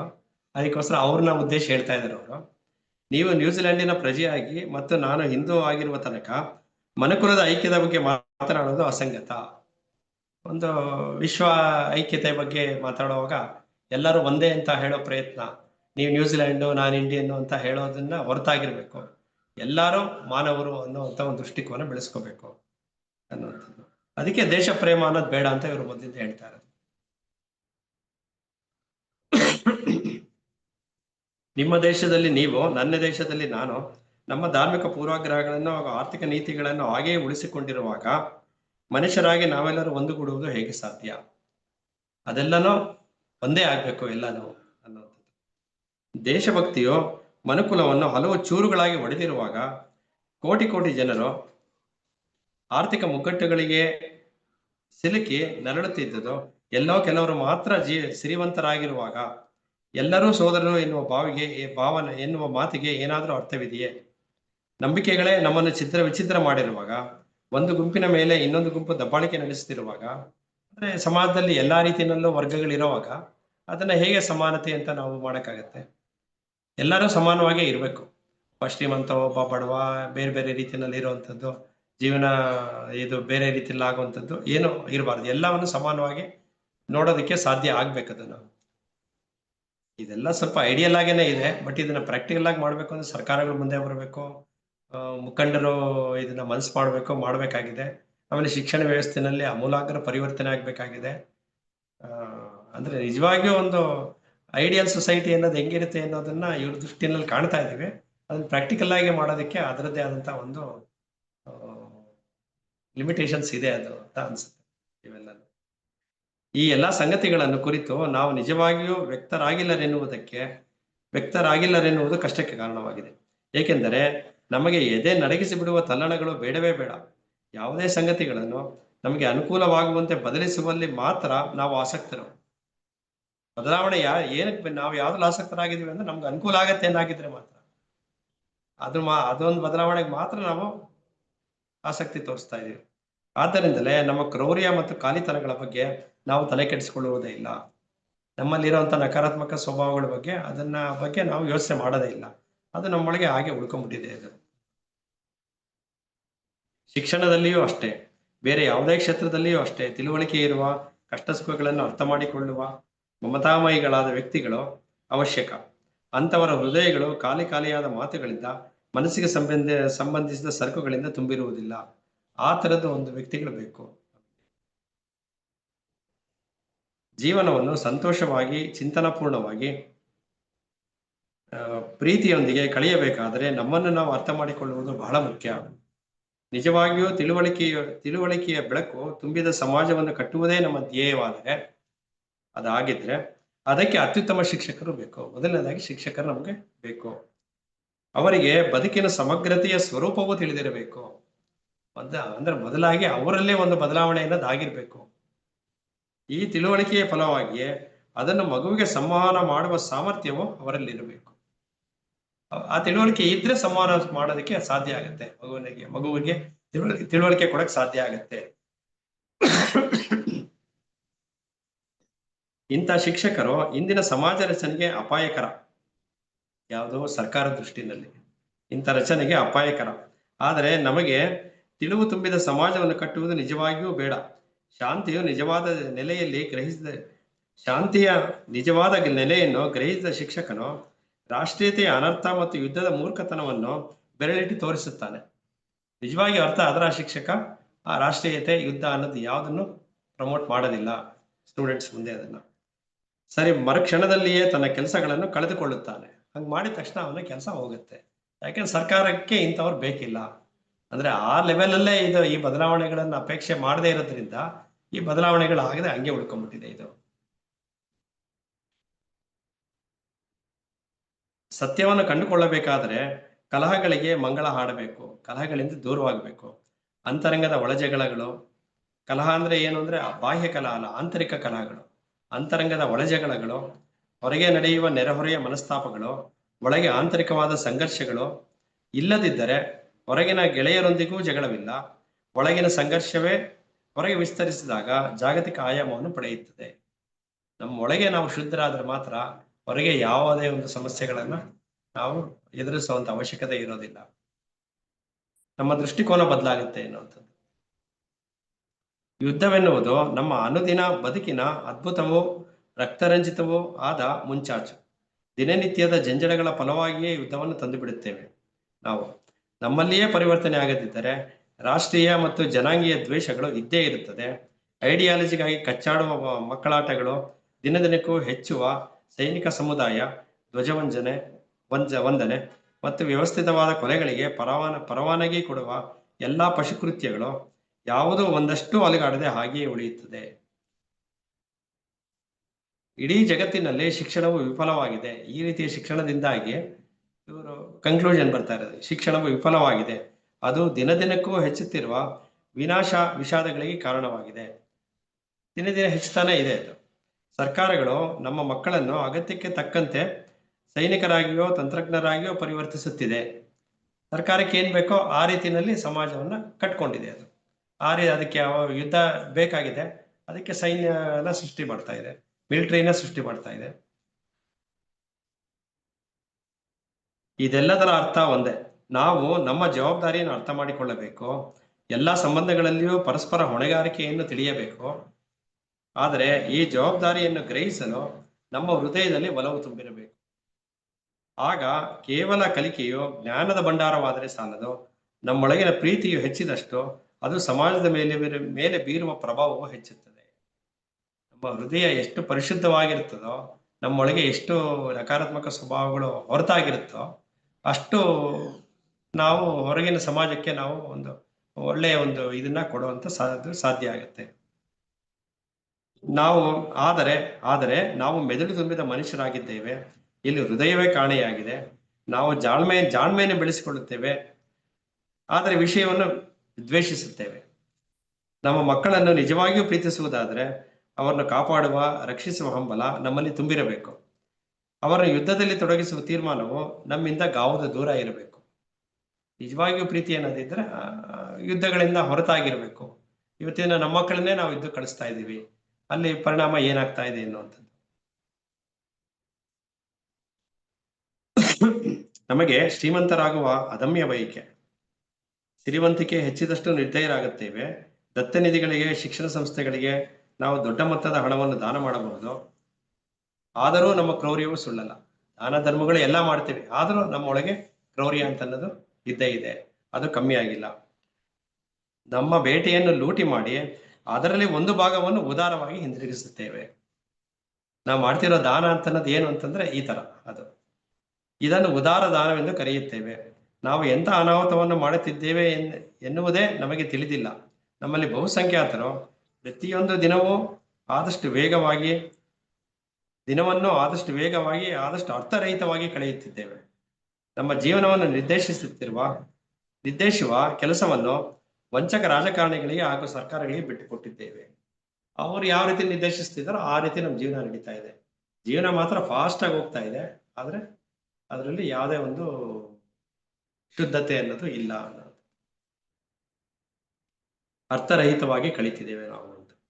ಎಲ್ಲಾ ಸಾರ್ವಭೌಮ ಸರ್ಕಾರಗಳು ಯುದ್ಧಕ್ಕೆ ಸನ್ನದ್ಧವಾಗಿರಲೇಬೇಕು. ಈ ಮಾತಿಗೆ ನನ್ನ ಸ್ವಂತ ಸರ್ಕಾರವೂ ಅಪವಾದವಲ್ಲ. ತನ್ನ ನಾಗರಿಕರು ಯುದ್ಧದಲ್ಲಿ ಪರಿಣಿತರಾಗಬೇಕಾದ್ರೆ, ತಮ್ಮ ತಮ್ಮ ಕರ್ತವ್ಯಗಳನ್ನು ಚಾಚು ತಪ್ಪದೆ ನಿರ್ವಹಿಸುವಂತೆ ಮಾಡಬೇಕಾದ್ರೆ ಸರ್ಕಾರವು ಅದನ್ನು ನಿಯಂತ್ರಿಸಬೇಕು, ಆಳಬೇಕು. ಅವರನ್ನು ಯಂತ್ರಗಳ ಹಾಗೆ ಕೆಲಸ ಮಾಡಲು ಸಜ್ಜುಗೊಳಿಸಬೇಕು. ಅವರ ನಿಷ್ಕರುಣೆಯಾದ ಸಾಮರ್ಥ್ಯವನ್ನು ರೂಢಿಸಿಕೊಳ್ಳಬೇಕು.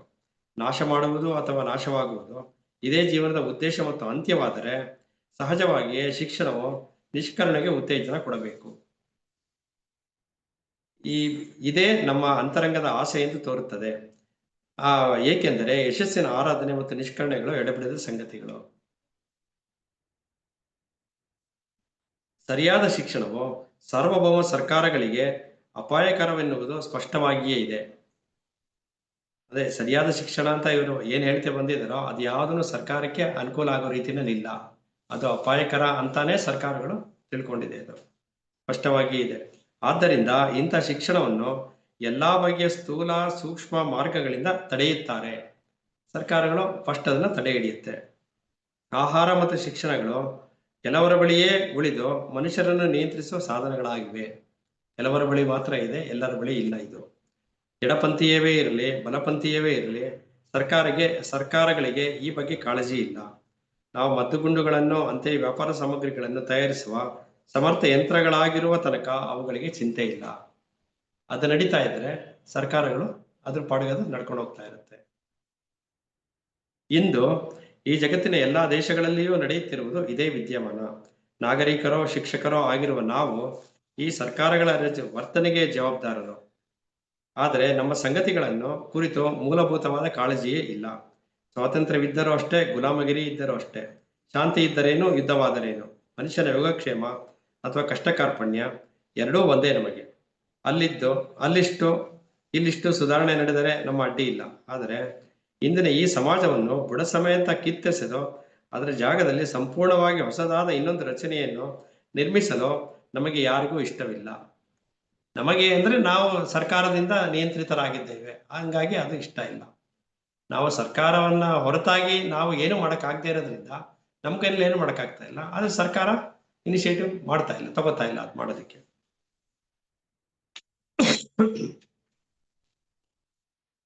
ಇನ್ನೊಂದು ಕಡೆ ಹಿಂಸಾತ್ಮಕವಾದ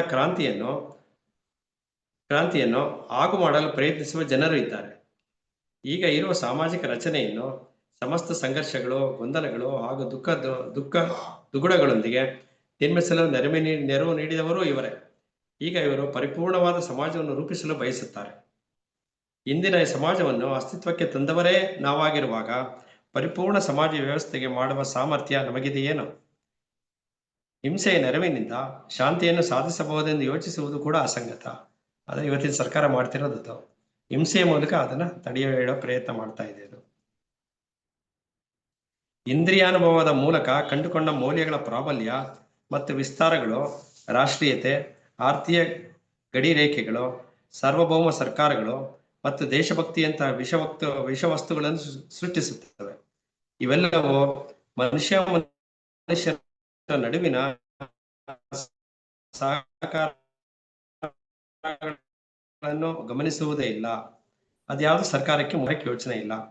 ಎಂದರೆ ಸಮಾಜವನ್ನೇ ಹದಗೆಡಿಸುತ್ತದೆ, ಅದರ ಬಗ್ಗೆನೂ ಸರ್ಕಾರಕ್ಕೆ ಯೋಚನೆ ಇಲ್ಲ. ಸಮಾಜವೆಂದರೆ ನಮ್ಮ ಮತ್ತು ಇನ್ನೊಬ್ಬರ ನಡುವಿನ ಸಂಬಂಧ. ಈ ಸಂಬಂಧವನ್ನು ಯಾವುದೋ ಒಂದು ನೆಲೆಯಲ್ಲಿ ಎಲ್ಲ ಆಳವಾಗಿ, ಸಂಪೂರ್ಣವಾಗಿ, ಸಮಗ್ರವಾಗಿ ತಿಳಿಯದೆ ಹೋದರೆ ಹಳೆಯ ಸಮಾಜ ರಚನೆಯೇ ಮತ್ತೆ ನಿರ್ಮಾಣವಾಗುವುದರಲ್ಲಿ ಯಾವ ಅನುಮಾನವೂ ಇಲ್ಲ. ಅಂದ್ರೆ ಅದೇ ಸಮಾಜ ರಚನೆ ಮುಂದುವರಿತಾ ಹೋಗುತ್ತೆ. ಹೆಚ್ಚೆಂದರೆ ಮೇಲಿನ ಅಲ್ಪ ಸ್ವಲ್ಪ ಬದಲಾವಣೆಗಳು ಆಗಬಹುದಷ್ಟೇ, ಅದರಿಂದ ಏನು ಪ್ರಯೋಜನ ಆಗೋದಿಲ್ಲ. ಪ್ರೀತಿ ಮತ್ತು ಬುದ್ಧಿಶಕ್ತಿಗಳು ಇರುವ ಕಡೆ ಮಾತ್ರವೇ ಪ್ರತಿಯೊಬ್ಬರಿಗೂ ಬಾಹ್ಯದ ಭದ್ರತೆ ದೊರೆಯುತ್ತದೆ. ಇದು ಎರಡು ಸಮಾನಾಂತರವಾಗಿ ಎಲ್ಲರಲ್ಲೂ ಇರುವಂತ ಪ್ರಯತ್ನ, ಗಳಿಸ್ಕೊಳ್ಳುವಂತ ಪ್ರಯತ್ನ ಮಾಡಬೇಕು. ಅದು ಅವರ ಪ್ರಯತ್ನದಿಂದ ಆಗತ್ತದು. ನಾವು ಸೃಷ್ಟಿಸಿರುವ ಜಗತ್ತಿನಲ್ಲಿ ಸಂಘರ್ಷ ಮತ್ತು ಗೊಂದಲಗಳೇ ತುಂಬಿ ಹೋಗಿದೆ. ದಿನ ಕಳೆದಂತೆ ಎಂಥವರಿಗೂ ಬಹಿರಂಗದ ಭದ್ರತೆ ಎನ್ನುವುದು ಅಸಾಧ್ಯವಾಗುತ್ತಿದೆ. ಅಂದ್ರೆ ಭದ್ರತೆ ಎನ್ನೋದು ಬಹಿರಂಗದಲ್ಲಿ ಅಸಾಧ್ಯವಾದಾಗ ನಾವು ಮಾನಸಿಕವಾಗಿ ಅಂತರಂಗದಲ್ಲಿ ನಾವು ಭದ್ರತೆಯನ್ನ ಸೃಷ್ಟಿಸಿಕೊಳ್ಳುವಂತ ಒಂದು ಪ್ರಯತ್ನ ಮಾಡಬೇಕು. ಅಂದ್ರೆ ಭಯದ ಹೊರತಾಗಿ ಬದುಕೋದನ್ನ ನಾವು ಕಲಿಬೇಕಾಗಿದೆ. ಈ ಸಂಗತಿಯು ಇಂದಿನ ಮತ್ತು ಹಿಂದಿನ ಶಿಕ್ಷಣ ವ್ಯವಸ್ಥೆಯು ಸಂಪೂರ್ಣವಾಗಿ ನಿರರ್ಥಕವಾಗಿದೆ ಎಂಬ ಸಂಗತಿಯನ್ನು ಸೂಚಿಸುತ್ತಿದೆ. ಪೋಷಕರು ಮತ್ತು ಶಿಕ್ಷಕರಾದ ನಾವು ಸಾಂಪ್ರದಾಯಿಕವಾದ ಆಲೋಚನಾ ಕ್ರಮದಿಂದ ಬಿಡಿಸಿಕೊಳ್ಳಬೇಕು. ಇದು ನಮ್ಮ ನೇರವಾದ ಹೊಣೆಗಾರಿಕೆ. ನಾವು ಕೇವಲ ತಜ್ಞರು ಮತ್ತು ಅವರ ಸಂಶೋಧನೆಗಳನ್ನು ಅವಲಂಬಿಸಿದರೆ ಸಾಲದು. ಯಾವುದೋ ಒಂದು ತಾಂತ್ರಿಕತೆಯಲ್ಲಿ ಗಳಿಸಿರುವ ಪರಿಣಿತಿಯು ನಮಗೆ ಒಂದು ಮಟ್ಟದ ಹಣ ಸಂಪಾದನೆಯ ಸಾಮರ್ಥ್ಯವನ್ನು ಕೊಟ್ಟಿದೆ. ನಮ್ಮಲ್ಲಿ ಅನೇಕರು ಈಗ ಇಲ್ಲಿರುವ ಸಮಾಜ ರಚನೆಯಲ್ಲಿಯೇ ತೃಪ್ತಿಯಾಗಿರುವುದಕ್ಕೆ ಇದೇ ಕಾರಣ. ಆದರೆ ನಿಜವಾದ ಶಿಕ್ಷಕನು ಕೇವಲ ಸರಿಯಾದ ಶಿಕ್ಷಣ, ಸರಿಯಾದ ಜೀವನ ಮತ್ತು ಸರಿಯಾದ ಜೀವನ ನಿರ್ವಹಣೆಯಲ್ಲಿ ಆಸಕ್ತನಾಗಿರುತ್ತಾನೆ. ಈ ವಿಷಯದಲ್ಲಿ ನಾವು ಬೇಜವಾಬ್ದಾರಿಯನ್ನು ತೋರಿದಷ್ಟು ಸರ್ಕಾರದ ಅತಿಕ್ರಮಣವು ಜಾಸ್ತಿ ಆಗುತ್ತದೆ. ಅಂದ್ರೆ ನಮಗೆ ಆಸಕ್ತಿ ಇಲ್ಲ ಈ ವಿಚಾರದಲ್ಲಿ ಅಂತಂದ್ರೆ ಸರ್ಕಾರ ಇನಿಷಿಯೇಟಿವ್ ತಗೊಳ್ಳೋದೇ ಇಲ್ಲ. ನಮ್ಗೆ ಆಸಕ್ತಿ ಇದ್ದೇನೆ ಸರ್ಕಾರ ತಗೊಳ್ಳೋದಕ್ಕೆ ರೆಡಿ ಇಲ್ಲ. ಇನ್ನು ನಾವು ಇದ್ರ ಬಗ್ಗೆ ಯಾವ ಸರಿ ತೋರಲಿಲ್ಲ ಅಂತಂದ್ರೆ ಸರ್ಕಾರಕ್ಕೆ ಇದು ಬೇಕಾಗೇ ಇಲ್ಲ ಅದು ಅನ್ನೋದು. ಇದಕ್ಕಿಂತ ಹೆಚ್ಚು ಅಪಾಯಕಾರಿಯಾದ ಇನ್ನೊಂದು ಆಪತ್ತು ಹತ್ತಿರ ಬರುತ್ತಿದೆ. ನಮ್ಮಲ್ಲಿ ಬಹುಪಾಲು ಜನರು ಈ ಬಗ್ಗೆ ಏನೂ ಮಾಡುತ್ತಿಲ್ಲ. ನಾವು ಪ್ರತಿಯೊಂದು ಹೊಸ ದಿನವನ್ನು ಚಾಚೂ ತಪ್ಪದೆ ಅದರ ಹಿಂದಿನ ದಿನದಂತೆಯೇ ಕಳೆಯುತ್ತೇವೆ. ನಾವು ಹೊಸದಾಗಿ ಯಾವುದೇ ಒಂದು ಯೋಚನೆಗಳಲ್ಲಿ ನಮ್ಮಲ್ಲಿ ಇಲ್ಲ. ಹೊಸ ಯೋಚನೆ, ಹೊಸದಾಗಿ ನೋಡುವಂಥದ್ದು, ಹೊಸ ನೋಟ ಯಾವುದೂ ಇಲ್ಲ. ಹಿಂದಿನ ದಿನದಂತೆಯೇ ಇವತ್ತು ಕಳಿತೇವೆ, ಇವತ್ತಂತೆ ನಾಳೆನೂ ಕಳಿತೇವೆ. ನಾವು ಅಂಟಿಸಿಕೊಂಡಿರುವ 10 ಹಲವು ತಪ್ಪು ಮೌಲ್ಯಗಳನ್ನು ಕಿತ್ತೆಸೆದು ಎಲ್ಲವನ್ನು ಹೊಸದಾಗಿ ಮಾಡಲು ನಮಗೆ ಇಷ್ಟವಿಲ್ಲ. ನಾವು ಮಾಡಬಯಸುವುದು ಕೇವಲ ಅರಕುಮುರುಕು ರಿಪೇರಿಗಳನ್ನು, ಅರೆಬರೆ ಸುಧಾರಣೆಗಳನ್ನು. ಇವು ನಮ್ಮನ್ನು ಇನ್ನಷ್ಟು ಸುಧಾರಣೆಗಳನ್ನು ಬಯಸುವ ಹೊಸ ಸಮಸ್ಯೆಗಳ ಕಡೆಗೆ ಕರೆದೊಯ್ಯುತ್ತದೆ. ಆದರೆ ಈಗ ಕಟ್ಟಡವೇ ಕುಸಿದು ಬೀಳುತ್ತಿದೆ, ಗೋಡೆಗಳು ಮುರಿದು ಹೋಗುತ್ತಿದೆ, ಬೆಂಕಿಯು ಎಲ್ಲವನ್ನೂ ನಾಶಪಡಿಸುತ್ತಿದೆ. ನಾವು ಆ ಮನೆಯನ್ನು ಸಂಪೂರ್ಣವಾಗಿ ತೊರೆದು ಹೊಸ ನೆಲದ ಮೇಲೆ ಹೊಸ ಮನೆಯನ್ನು ಕಟ್ಟಬೇಕು. ಇದಕ್ಕೆ ಬೇರೆ ತಳಹದಿ ಇರುತ್ತದೆ, ಅಲ್ಲಿ ಹೊಸ ಮೌಲ್ಯಗಳು ಇರುತ್ತದೆ. ಅದು ಕಟ್ಟಕ್ಕೆ ಸಾಧ್ಯ ಆದ್ರೆ ಹೊಸ ಮೌಲ್ಯಗಳೊಂದಿಗೆ ಹೊಸ ತಳಹದಿಯೊಂದಿಗೆ ಕಟ್ಟಬೇಕಾಗಿದೆ. ಈಗ ನಾವು ತಾಂತ್ರಿಕ ಜ್ಞಾನವನ್ನು ಸಂಪೂರ್ಣವಾಗಿ ಕೈಬಿಡಲು ಸಾಧ್ಯವಿಲ್ಲ. ತಾಂತ್ರಿಕ ಜ್ಞಾನ ಸರ್ಕಾರದಿಂದ ಸಿಗ್ತಾ ಇದೆ, ಅದನ್ನ ಕೈಬಿಡಲು ಸಾಧ್ಯವಿಲ್ಲ. ಅದನ್ನ ನಾವು ವಿರೋಧ ಮಾಡಕ್ಕಾಗಲ್ಲ, ಅದು ಬೇಕದು. ಆದರೆ ನಮ್ಮಲ್ಲಿ ಆಂತರಿಕವಾದ ಅರಿವು ಮೂಡಲು ಸಾಧ್ಯ. ನಮ್ಮ ಕುರೂಪ, ನಿಷ್ಕರುಣೆ, ವಂಚನೆ, ಅಪ್ರಾಮಾಣಿಕತೆ, ಪ್ರೀತಿ ರಾಹಿತ್ಯವು ನಮಗೆ ಮನದಟ್ಟಾಗಬೇಕು. ಅದನ್ನ ನಾವು ಅರಿಯೋದಕ್ಕೆ ಸಾಧ್ಯ ಆದ್ರೆ ನಾವು ರಾಷ್ಟ್ರೀಯತೆ, ಈರ್ಷ್ಯೆ ಮತ್ತು ಅಧಿಕಾರಿಗಳಿಂದ ಬಿಡುಗಡೆ ಪಡೆಯಬಹುದು. ಈ ಒಂದು ಇದರಿಂದ ನಾವು ಹೊರಗೆ ಬರೋದಕ್ಕೆ ಸಾಧ್ಯ ಆಗುತ್ತೆ. ಇದು ಸಾಧ್ಯವಾಗಲು ಬುದ್ಧಿಶಕ್ತಿಯು ಅತ್ಯಗತ್ಯ. ಆಗ ಮಾತ್ರ ಹೊಸ ಸಾಮಾಜಿಕ ವ್ಯವಸ್ಥೆಯನ್ನು ರೂಪಿಸಲು ಸಾಧ್ಯ. ಅರಕುಮರುಕು ಸುಧಾರಣೆಗಳಿಂದ ಶಾಂತಿಯನ್ನು ಸಾಧಿಸಲು ಆಗುವುದಿಲ್ಲ. ಹಳೆಯ ಐಡಿಯಾಲಜಿಗಳು ಮತ್ತು ಮೂಲನಂಬಿಕೆಗಳ ಮರು ಸಂಯೋಜನೆಯಿಂದಲೂ ಅದು ಸಾಧ್ಯವಿಲ್ಲ. ಈ ಮೇಲಿನ ತೋರಿಕೆಯು ಈಚೆಗೆ ಇರುವುದನ್ನು ಅರ್ಥ ಮಾಡಿಕೊಂಡಾಗ ಮಾತ್ರವೇ ಶಾಂತಿಯ ಆಗಮನವಾಗುತ್ತದೆ. ಏಕೆಂದರೆ ಆಗ ನಾವು ನಮ್ಮದೇ ಭಯ ಮತ್ತು ಆಕ್ರಮಣಶೀಲತೆಗಳ ಫಲವಾಗಿ ಹುಟ್ಟಿಕೊಂಡಿರುವ ಈ ವಿನಾಶದ ಅಲೆಯನ್ನು ನಿಲ್ಲಿಸುತ್ತೇವೆ. ಭಯದಿಂದ ಹೊರತಾದರೆ ಮಾತ್ರ ಅದು ಸಾಧ್ಯ ಆಗುತ್ತದೆ. ಆಗ ಮಾತ್ರ ನಮ್ಮ ಮಕ್ಕಳ ಭವಿಷ್ಯದ ಬಗ್ಗೆ ಭರವಸೆ ಇಟ್ಟುಕೊಳ್ಳಬಹುದು. ಅದರ ಸಂಗಡವೇ ನಮ್ಮ ಜಗತ್ತಿನ ಉದ್ಧಾರದ ಸಾಧ್ಯತೆಯು ಒಡಮೂಡುತ್ತದೆ. ಈ ಒಂದು ಐಡಿಯಾಲಜಿ ಕಾನ್ಸೆಪ್ಟ್ ನ ನಾವು ಪ್ರಾಕ್ಟಿಕಲ್ ಆಗಿ ತರೋದು ಹೇಗೆ ಅನ್ನೋದನ್ನ ದೊಡ್ಡ ವಿಷಯ ಇದು. ಇದನ್ನ ಯಾವ ಮಟ್ಟದಲ್ಲಿ ಯೋಚನೆ ಮಾಡಬೇಕು ಅನ್ನೋದು ಪರಿಹಾರ ಅಂತೂ ಸಿಗಲ್ಲ. ಓದ್ತೀವಿ, ಅರ್ಥ ಮಾಡ್ಕೋತೀವಿ, ಪ್ರಯತ್ನ ಮಾಡ್ತೀವಿ. ಆದ್ರೆ ಇದಕ್ಕೆ ಪರಿಹಾರ ಯಾವ ರೀತಿ ಮಾಡೋದು ಅಂತ ಅನ್ನೋದು ಒಂದ್ ರೀತಿಯಲ್ಲಿ ಪ್ರಶ್ನಾರ್ಥಕವಾಗಿಯೇ ಉಳಿಯುತ್ತೆ. ಅಂದ್ರೆ ವಿಶ್ವಶಾಂತಿಯನ್ನ ಶಿಕ್ಷಣದ ಮೂಲಕ ನಾವು ಹೇಗೆ ಗಳಿಸ್ಕೊಳ್ಳೋದಕ್ಕೆ ಸಾಧ್ಯ ಆಗತ್ತೆ ಅನ್ನೋದು ಐಡಿಯಲ್ ಥಿಯರಿ ಇದೆ. ಇದು ಈ ತರ ಮಾಡಿದ್ರೆ ಆಗತ್ತೆ ಅನ್ನೋದು. ಬಟ್ ಇದು ಸಾಧ್ಯ ಆಗತ್ತಾ, ಎಷ್ಟು ವರ್ಷ ಆಗತ್ತೆ, ಯಾವಾಗ ಸಾಧ್ಯ ಮಾಡ್ಬೋದು ಇದನ್ನ ಅನ್ನೋವಂಥದ್ದು ನಮ್ಗೆ. ಯಾಕೆಂದ್ರೆ ಎಲ್ಲೆಲ್ಲಿ ಲೋಪದೋಷಗಳಿದೆ ಅಂತ ತಿಳಿಸ್ಕೊಟ್ಬಿಟ್ಟಿದ್ದಾರೆ. ಈಗ ನಾನು ಇವತ್ತಿಂದ ಸ್ಟಾರ್ಟ್ ಮಾಡ್ಬಿಡ್ತೀನಿ, ಇದು ನನ್ಗೆ ಬಂತು ಅಂದ್ರೆ ಲೋಪದೋಷ ಇಲ್ಲಿಂದಲೇ ಶುರು ಆಗುತ್ತೆ. ಇಲ್ಲಿಂದೆಲ್ಲ ಮಾಡ್ಬೇಕಾಗಿರೋದು, ಅಲ್ಲಿಂದ ಶುರು ಮಾಡ್ಬೇಕಾಗಿರೋದು. ಅದು ಅಲ್ಲಿಂದ ಆಗದೇ ಇರೋಂಥ ಕೆಲ್ಸಗಳು ಆಗ್ತಾ ಇಲ್ಲ. ಅದು ಹಂಗಾಗಿ ಇದು ಆಗೋದೇ ಇಲ್ಲ. ಯಾವಾಗ ಆಗತ್ತೆ ಆ ಪ್ರಶ್ನೆ ಈ ಒಂದು ಅಧ್ಯಾಯದಲ್ಲಿ ಹಾಗೆ ಬೃಹದಾಕಾರವಾಗಿ ನಿಂತಿರುತ್ತೆ. ಈ ಅಧ್ಯಾಯದಲ್ಲಿ ಮುಂದಿನ ತರಗತಿನಲ್ಲಿ ಮುಂದಿನ ಅಧ್ಯಾಯನ ಮುಂದುವರಿಸೋಣ. ಮುಂದಿನ ವಿಚಾರಗಳ ಕಡೆ ಗಮನ ಕೊಡೋಣ.